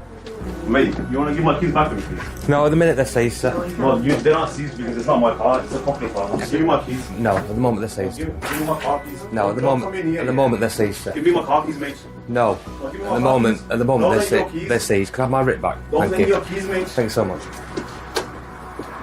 What's wrong with you, man? Seriously? I'm trying to explain something to you, yeah? It's got nothing to do with me. I've listened to your explanation, but it doesn't make any sense. When enforcing a writ, we can see from experience if people's tensions are rising. You can see it in the way they're acting, their gestures, the way they're behaving, the volume of their voice. We're constantly of a calm manner all the way through the enforcement. We don't raise our voice, we don't shout and scream. That's not what we're there to do. We're there to calm the issue back down again and get on with what we're there to do. As Mr. Chauhan says he can't pay, Gary heads out to find his car. But all he's got to go on is a Mercedes keyring. Search for a Mercedes. Ah, there we are. It looks a nice Mercedes. 14 plate, E220. If the car is free of finance, it can be seized to offset the debt. Gary heads back to the shop to do a finance check. Good morning, Derek. Good morning. Can you put me through someone to do a HPI check, please? Yeah. Is it a fleet car, is it? The car is on a lease agreement. As it isn't owned outright by Mr. Chauhan, it can't be seized. Now the agent's only option is to remove stock from the shop. But because the jewellery and shoes are of low value, they will have to take almost all of it to come anywhere close to clearing the £12,000 debt. Matt calls the office to authorise removal. We're at the property at the moment. It's a shop selling Asian jewellery and shoes. There's absolutely no chance of payment, so we're going to be looking at removal stage, mate, on it. Mr. Chauhan still seems reluctant to cooperate with the agents. As they start to pack up the assets, Mr. Chauhan suddenly closes the shutters and walks out, leaving an assistant behind to mind the shop. I can't believe they've just gone. Or maybe they're at the bank withdrawing 12,000. You never know, do you? Stranger things have happened. Gary, I found a lovely set for you here. Oh, yeah? Yes. My weekend attire? I think they call them a pendant drop. Oh, a pendant drop? Don't know how I know that, but... Suddenly, the shop assistant hands Matt her phone. Hello? Let me just take some details from you. Bear me a second. Yeah. An official from the county court is on the line. Obviously, at this point in time, we're executing the writ here. Can you make sure the judge is aware of that as well? The reason for Mr. Chauhan's quick disappearance is becoming clear. Lovely, thank you. It says the defendant is in front of me, and in the next half an hour to 45 minutes, he's going to put him in front of a judge. It seems that Mr. Chauhan is at the county court and has secured an emergency hearing to get the writ suspended. It's an unprecedented turn of events for the agents. I've never heard that one before. I've never heard that one before. Especially that quick. It's a new one on me. While Matt and Gary wait to hear the outcome of the emergency hearing, they have the right to continue enforcement action. To get a court appointment on the day of enforcement, I have never seen this happen before. But you just have to deal with that. There's a legal process that we have to stick to.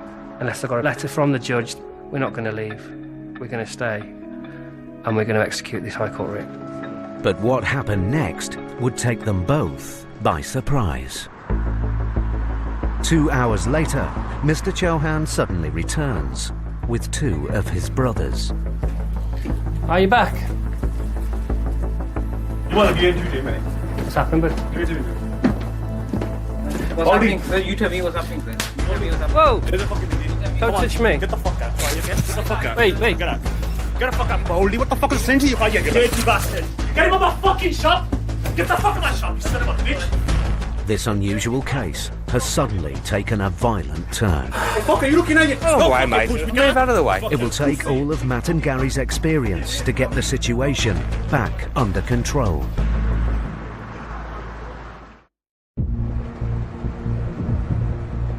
High Court enforcement agents Gary Ball and Matt Highway were at an accessories shop in Birmingham to collect over £12,000 owed to a supplier by shopkeeper Noman Chauhan. So I only have one question for you. Can you pay the outstanding balance? Mr. Chauhan denied the debt was his. It's got nothing to do with me. And in an unprecedented move, managed to get an on-the-spot hearing at the county court. Half an hour to 45 minutes is going to put him in front of a judge. I've never heard that one before. But when he returned to the shop with his brothers, the situation turned violent, and Gary was assaulted. Whoa! Get the fuck out of my shop, you son of a bitch. Get on me. Get out of the way, mate. Hey, get out. Now, Gary and Matt have got to get this debt recovery back on track. Can I have the police, please? My name's Gary Ball, a High Court enforcement agent. I've just been assaulted.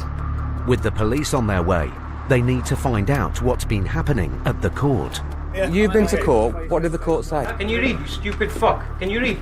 You dumb fucker. The document is confirmation that the writ has been suspended, pending a further hearing. Take a picture of it. Take a picture right now. Idiots. Use your help. The agents aren't able to continue enforcement action today. But the men aren't calming down. Dumb fucker, use your brain. Use your brain, you dumb bastards. At least you remember that. You dumb bastards. Fucking bastard. Dumb bastard. Look at him. Bastard. Abuse the fucker. That's a bastard. Fat bastard, bailiff. I do this every day of the week. He doesn't concern me. He doesn't concern me. You don't worry me one bit. When insults are flowing, I don't take it personally. There isn't anything anybody could call me I've not heard before.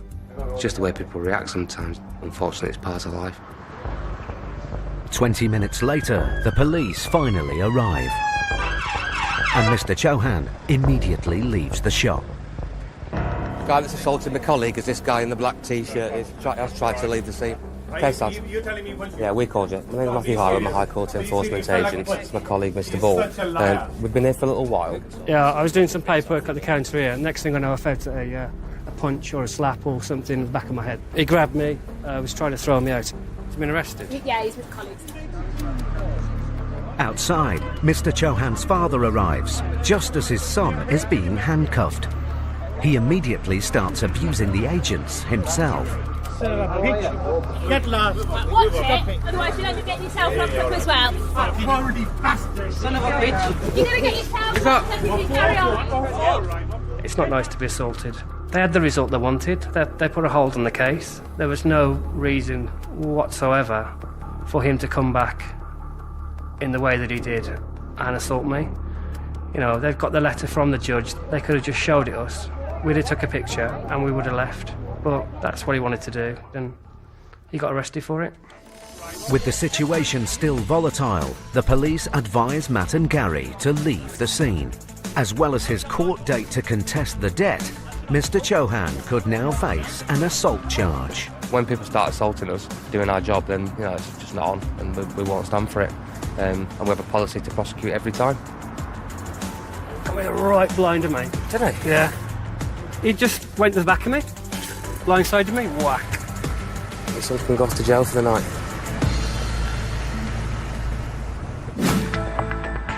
The number of landlords in the UK who are owed money by their tenants is on the rise, with the average amount owed exceeding £1,600. With rents predicted to rise faster than house prices over the next 5 years, rent arrears are estimated to be the biggest problem facing landlords in 2017.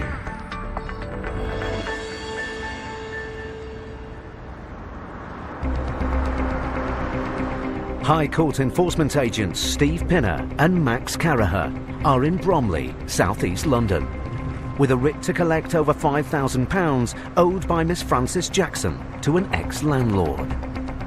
This one is over unpaid rent. We're looking to collect £5,216.60. The address is on a busy main road, protected by a security gate.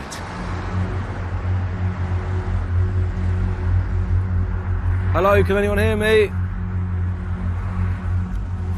Do you think that buzzer's working? Can't reach to knock on the door.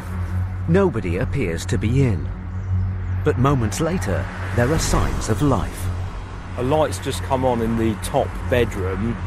There's still no sign of Miss Jackson, so the agents change tactic. Could we reposition the van so we're completely blocking the gates? Hopefully that'll gain some response. The agent's move immediately pays off. There we go. Hello, Miss Jackson.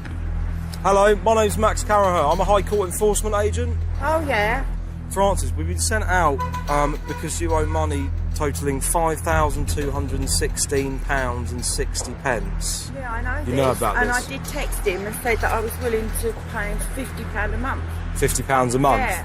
I lost my job and I couldn't afford to stay in his house anymore. Really? Yeah. Okay. So I had to move out and he was amicable. There was no nastiness.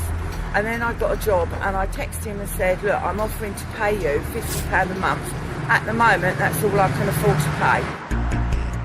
As Miss Jackson's offer of £50 a month would take 8.5 years to pay off, the landlord escalated the case to the High Court to get his money back sooner. Now Steve and Max must get this case resolved today, one way or another. That still leaves us in the situation that we need to collect on the just over £5,000. Well, I haven't got anything. Have you got anybody who you can call as a lifeline? No, that's why I offered to pay monthly. Yeah. I haven't got anything. That's why I'm starting from scratch to try and build myself up again. We're commanded to come to the property to see. My property. Is it I not? just rent a room. Do you rent a room? I haven't got anything. All the furniture in the room is the ladies. Failing to collect on it, what we need to do is I have to call for removals to inspect goods in your room, see if there's anything worth us removing. It's not what I want to do at all, but I have no choice. Only my clothes. So what do? Take my car? If that's my only option, then yes, I have to take your car.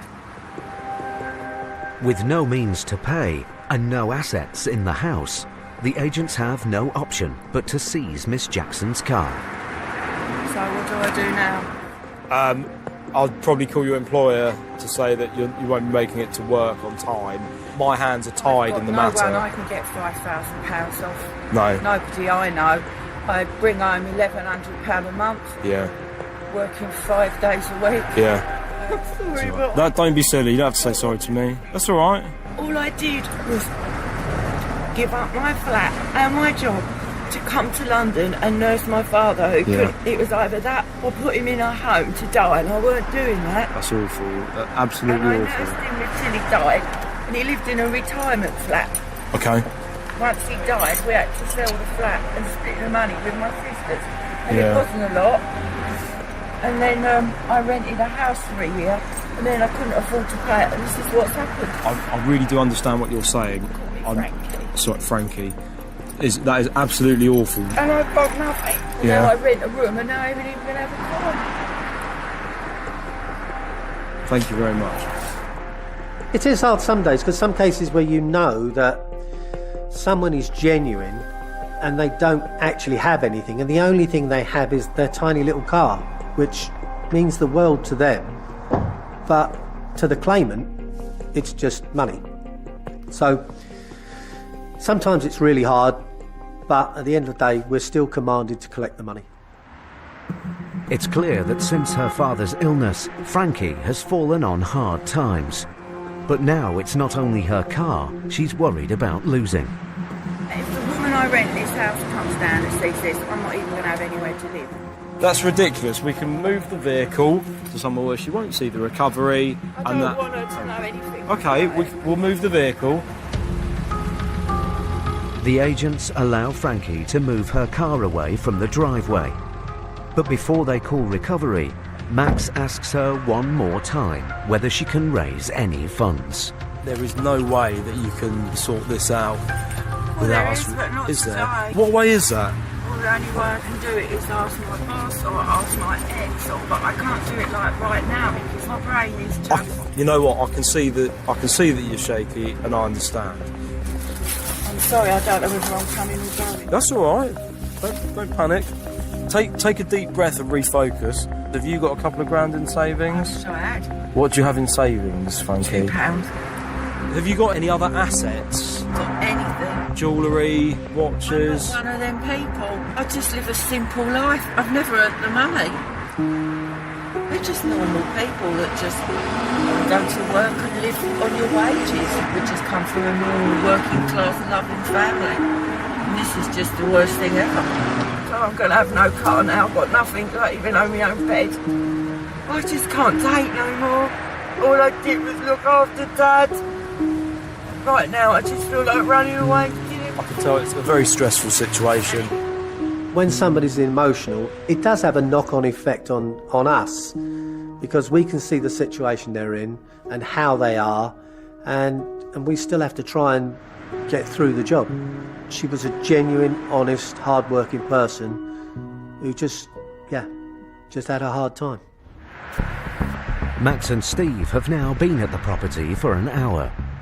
Even though the vehicle is only likely to raise half the £5,000 owed, seizing it is the agent's only option. Max calls for recovery. I've got the keys to the vehicle. The only way to chip off of this debt will be removing vehicle. Okay, no problem. Recovery underway. Thanks very much for that, John. I think it really is all hitting home now that she's got High Court enforcement agents standing at her door. And unfortunately, after this, there's still going to be an outstanding amount. Taking her vehicle away is not going to help her personal situation. However, we are commanded to look from it from the claimant's point of view. There's always two sides to every story. While the agents wait for the recovery truck to arrive, Frankie gets on the phone to her ex-partner. How is she? She's calmed down a bit. Her ex-partner, he's going to come and finish work and going to come and pick her up and take her off for a few days away from here. To prevent further distress, Steve wants her to go inside before the recovery vehicle arrives. I'll try and move the car up the road away from the house for you. You go and have yourself a cup of tea. So, you know, I'm just trying to make sure that you're okay. As Frankie goes inside to wait for her ex, recovery arrives to remove her car. It's a shame we have to do it. She changed her whole lifestyle to look after her dad, and ever since then, she's slid down and down and down, hasn't she? I've got the keys, or you got keys? I've got the keys. Frankie's car will be sold at auction, and the cash raised offset against the debt. The office will contact her to set up a payment plan for the rest of the balance. But if she doesn't keep up with her repayments, the agents will be back. Max and Steve have had to deal with a sensitive situation. But in Matt and Gary's next case, I used to own everything. I had £3 million. they meet a businessman at risk of losing everything. I don't have a home at the moment. I've had a fortune in the past. Everything's gone.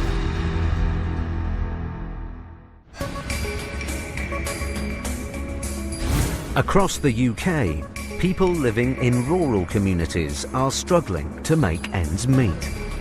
Average wages are over £4,500 lower than those in urban areas, a £1,000 increase in the gap since 2010.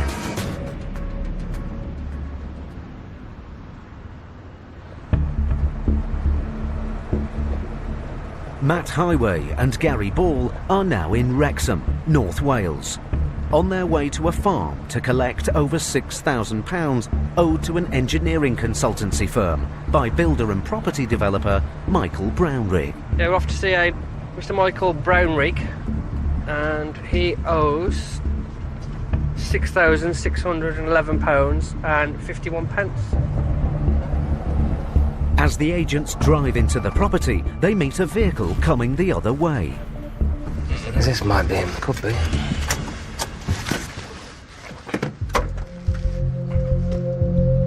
Hi, sir. Hello, sir. Michael Brownrigg. I ask who it is. Yeah, we're High Court Enforcement agents. What's your name, sir? I am Michael. You are Michael. Oh, you are Michael? Oh, yes, sir. Should we pop back in and have a chat with you about a High Court writ, sir? This isn't my property here. Right. I don't have any property. But the writ is for this address, sir, so... Well, the address doesn't belong to me. You don't know the address, sir? We've not told you the address, have we? So do you know it's not for you when we've not told you an address? Here's the High Court writ, sir. That's your copy. It's £6,611.51, sir. I offered to pay this debt. I accept that. Okay. And what I'm going to do is now go to his offices in Chester, and I'm going to go and see him personally. After first insisting the agents were at the wrong address, Michael now says he has an arrangement to pay off the debt. But the time for informal agreements has come and gone. Unfortunately, sir, the company you're talking about is taking you to the county court. They've been successful in getting a CCJ against you. It's now been escalated to the High Court for enforcement purposes, which is why we're here. I don't have any assets. I've got absolutely nothing. Right, OK. Can you clear this balance, sir? I can pay you £100 now. OK. And that's all I'll be able to pay. It's a £6,500 debt, sir. I understand that, but I can make a payment today of £100. It isn't even going to cover the interest on it, is it? Knowing his offer won't be accepted by the claimant, the agent's only option is to look for any assets Michael might own that they could seize. Well, you can't come past there. This is not my ground. Yes, I can, sir. I've High Court writ. I can go anywhere in England and Wales. I'm going to be carrying on, OK. As Michael is listed on the electoral register at the address, the agents have a right to explore the estate. Well, there's a tractor. A digger, whatever they're called. There doesn't seem to be anything of value on the land, so the agents must investigate the contents of the outbuildings. Once he got in these barns, though, that's the thing, isn't it? Yeah. It's very shifty, isn't it? Yeah. Just doesn't want to play ball at all, does he? Michael has followed the agents down to the farm buildings. but he's left his keys in the car. Hang on, you can't take those keys. Okay, it is seized at the moment, sir. Worth just a few £100s at auction, the car alone won't be enough to cover the £6,500 debt, but it could be a valuable bargaining tool for the agents. What value we attach to something might not be the same value that the defendant attaches to it. So what we see as, possibly an old car or whatever it may be, in fact to them is worth a whole lot more. And it's worth a lot more to them than it is in monetary value. Well, I'm going to try and get in here. Might be nothing, but... boat, caravan, a boat, a ride-on mower.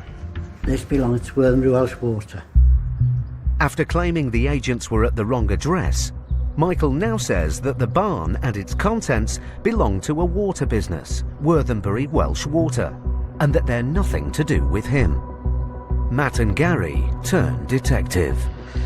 Looks interesting, doesn't it? Deeds, site plans. You got letters here, Michael, with your name on? It is your property, isn't it, Michael? It's not my property. The agents have found paperwork listing Michael as a former director of Worthingbury Welsh Water. They've got your name on, sir, have they? But this was nothing to do with you earlier. This is my paperwork. In a barn that's got nothing to do with you? Not in a barn. It looks like a barn to me, sir. Unless Michael can prove that the items in the barn belong to the water company and not him personally, they could be seized. But there's a problem. The only thing that's worth anything, mate, in this old place is behind you. Ah. Who does this belong to? That was all part of Worthingbury Welsh Water stuff. Who does it belong to? That belongs to the company. Okay. To the company? Yeah.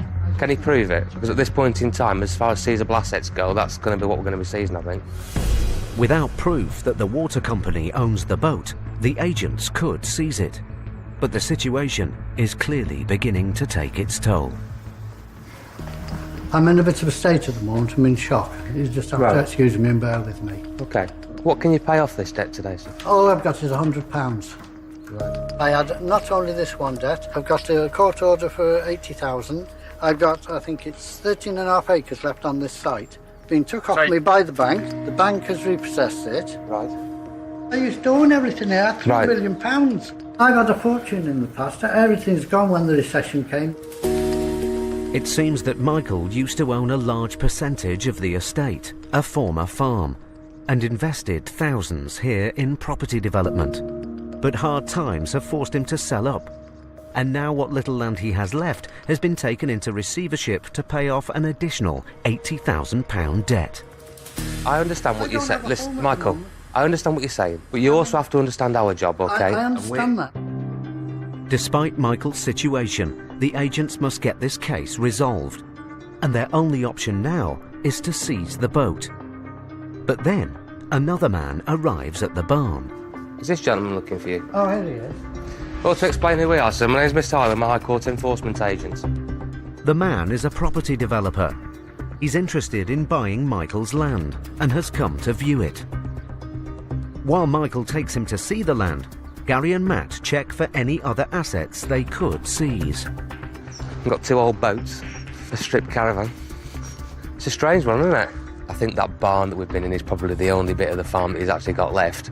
There's literally nothing here to satisfy the debt.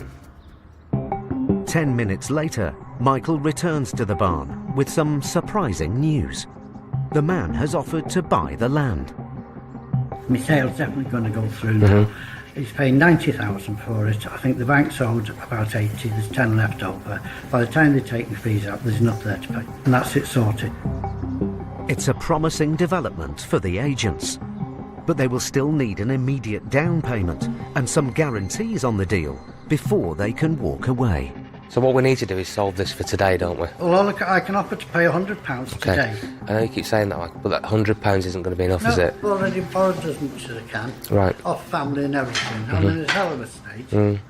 I understand things aren't great. They're great. They're unbelievable. Yeah, I understand that. But then suddenly, Michael increases his offer. I can go and try and find £1,000 now, and I don't know how I'm going to do it, but I know I'll be able to. So if I give you your car back, you'll go away and you'll get £1,000? Yeah. Matt gives Michael an hour to raise the cash. and calls the office to see whether his offer of £1,000 today and the balance when the land is sold off is acceptable to the claimant. Hi, I'm on the strangest job ever. But instead of leaving to go and fetch the money, Michael suddenly pulls a large amount of cash from his wallet. I thought you only said you could have 100 today, sir. You got more in your wallet? This is to pay someone else, and I'm going to pay it out of this, and I'm not sure how much is here. Get counting, then. After claiming he had only £100, Michael has now produced £800. The amount of times someone's told me that they've not got a penny, but then when push comes to shove and something's about to be lost, suddenly cash starts to appear. So, you know, it's amazing where people can pull money from when there's an issue. It's been accepted, Michael. Right. £1,000 today, with a balance by the 1st of December. The payment plan may have been accepted, but if Michael can't raise the extra £200 he needs, the deal could be off. Right, may I have my key? I'll go and get you the 200. There you go. How long will you be? A couple of hours, I think. A couple of hours? I'll be back, but I say an hour. While the agents wait for Michael to return, Gary puts the boat under a controlled goods agreement. If Michael doesn't pay the balance, the agents will have to seize it. It's the first boat I took control of, to be fair. You get asked for serial numbers and things like that and model of the boat, but, you know, I'm from the Midlands. We don't see boats in the Midlands. 45 minutes later, Michael returns with the £200. That didn't take you 2 hours, did it? My brain's all over the place. Well, I hope things improve for you, Michael, and I hope we don't have to come back, mate. I've always tried to stay positive through everything. As difficult as it may be, but that's what you have to do. Michael, thank you. I hope things get better for you, mate, all right? The case is resolved for now. But if Michael doesn't pay the £5,500 he still owes within 30 days, the agents will be back. Do you think he'll pay, mate? Do you think it'll get sorted? I think we'll be back here on a Monday morning, getting our boots muddy again. Do you think? And he'll better just head in the sand again. So yeah, I do believe we'll have to be back here in December. Or is that my no faith in humanity? Maybe. Maybe. Over the past 12 years, the number of High Court writs issued in the UK has increased by more than 50%. Nearly 500,000 writs have been issued since the beginning of the decade, resulting in the recovery of over £400 million.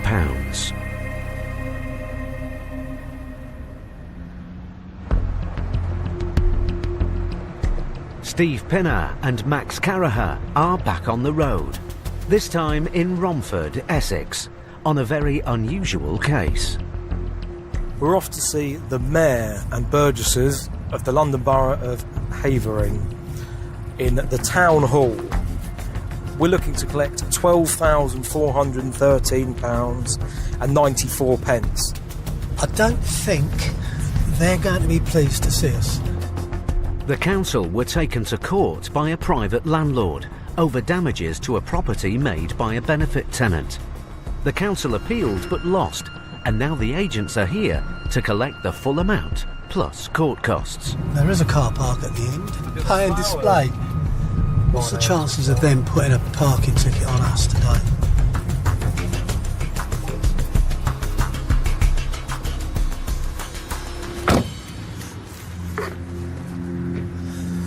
Okay, let's find a front door. Let's go round here. The writ is not against the mayor personally, but Havering Council. So the agents have a right to remove any assets belonging to them if payment isn't made. And it looks like they're in luck. There's a vehicle just out the front. I would take that as being the mayor's car. So would I. That needs to be seized.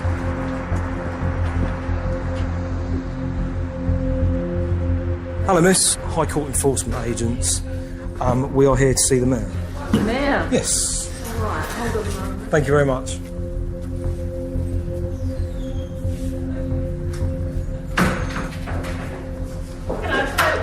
Yes, I'd like to see the Mayor. You'll need to make an appointment. I have a High Court writ. I'd like to see the Mayor. Okay. The Mayor's not always in the building. You'll need to make an appointment. We can try and get hold of... If you would, that would be great, great, madam. I'm going to take the vehicle if that's all right. Can I have the keys? While Steve waits for the employees to make some calls, Max goes to clamp the mayor's limousine outside. There's a vehicle with the mayor's logo on it. We're going to seize that at this moment in time. Havery, London Borough. Some paperwork here. Mayoral request to attend out-of-borough event. Definitely the mayor's vehicle. It's good enough for me. Clamping the mayor's limousine outside the town hall could be embarrassing for the council. But will it be enough to convince them to pay the £12,000 they owe?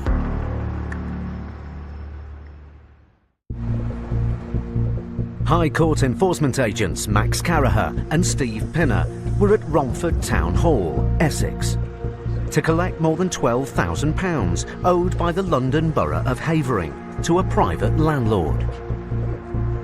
I have a High Court writ. I'd like to see the mayor. Okay.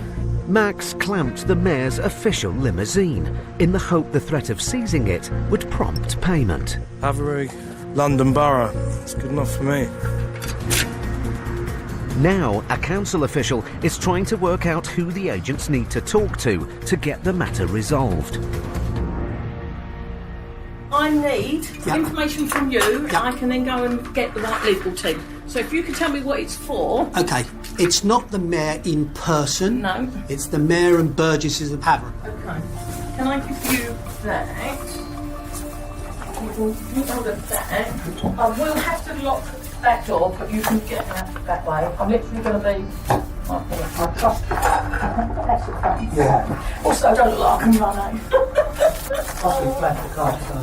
Alright, but you can chase me, I won't be running. Debt discriminates against nobody. It doesn't matter where you are in life, whether you're on the lowest rung of the ladder or you're at the top of the ladder. Collecting from a large organisation, yes, they're going to have the money.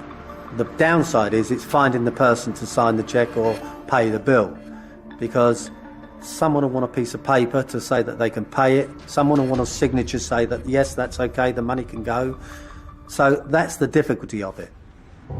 Minutes later, the official comes back with the council's chief lawyer. Steve Pinner, High Court enforcement agent. We have a writ in the name of the mayor, not the mayor personally, the mayor as the office.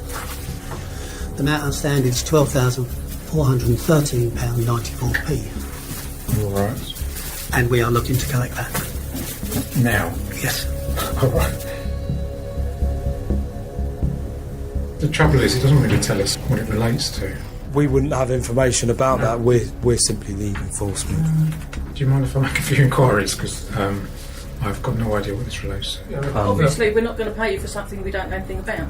You guys do know something about it. It's already tried to be an appeal, but the people that you're actually speaking to don't know anything about it. Absolutely. It's a big organisation. Yeah. So, do you mind if I just go down the corridor and make a few inquiries if I can find out what's got filed on it? Fine for me, sir. I'll get the HPI. While the lawyer makes his inquiries, Max goes out to run a check on the mayor's limousine. Hello, John, it's Max here. I've got the mayor's vehicle clamped at the moment. Can I run an HPI check on that, please? Certainly, this is the mayor's vehicle, yeah? Yep. Unfortunately, it's on finance. It's on finance? It's not good news. The car can't be seized. But now another council vehicle is parked behind it. John, can I give you another one? There's a vehicle with London Borough of Havering written on it, parked right behind it. White Ford Transit Courier. Correct. That's free of finance. It's free of finance? We've got an approximation on the value for our purposes of £5,000. The van is owned by the council and will clear almost half the debt. Max unclamps the limousine and goes to seize it, just as its driver appears from the building. Sorry, madam, you can't drive off in this vehicle. It's seized at the moment. Okay? Sorry about that. Probably go inside and have another cup of tea. Okay? No, it's nothing to do with parking, madam. Nothing to do with you. Don't worry. It's more the council. So nothing to do with you. Don't feel bad or anything. 20 minutes later, the council's lawyer reappears. I've made some progress, right, so I know the case is about. Now, we need to make the payment. Now, in terms of the method of payment, what I can do is get a bank transfer. That's not a problem. So all I just need to do is get the details where I need to send it to you. I can give you them, sir. So I'm sure you appreciate we can't take boots off the ground until we know that the money's been transferred. Yeah. You will need to get confirmation really from the bank. From our office, yeah. Thank you very much indeed. The agents must wait for the office to confirm they've received the transfer of funds before they will unclamp the van. I know having a clamped vehicle outside of the head office isn't ideal, but unfortunately it's nothing you've done whatsoever. But Max, it's your fault. Yeah. Steve's lovely. I guess the council should learn to pay their bills on time. Then this wouldn't happen. You're not a popular chap today, are you? I'm not, no. Moments later, the office calls Max. Hello, Max speaking. Hi, Max. It's in? It's in, yeah. Excellent. We shall issue a receipt and we can release their clamped vehicle. Thank you very much. Thank you for your time, Alison. Bye. He said if you check, it should have gone through by now. Just checked, madam. Thank you for that. Lovely. We're just doing all the relevant paperwork for it. There's the copy of the receipt for you. Thank you. The council has paid off the debt in full. But as the agents go to release the council van, they spot someone about to get into the mayoral car. Oh, that's the mayor. Hello there, madam.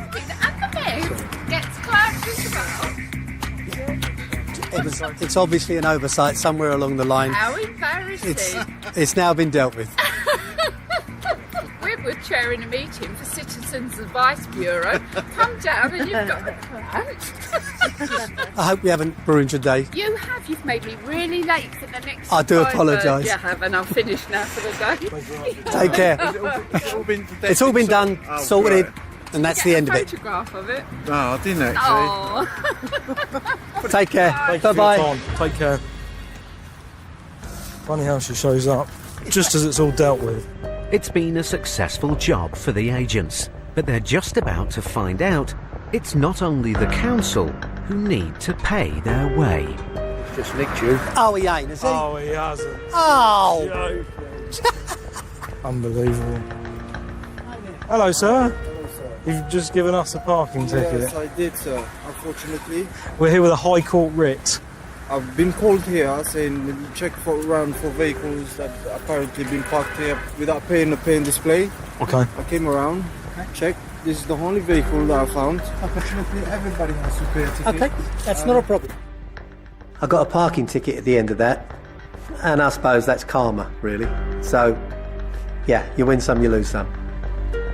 You like us doing your job. I don't have a problem with that.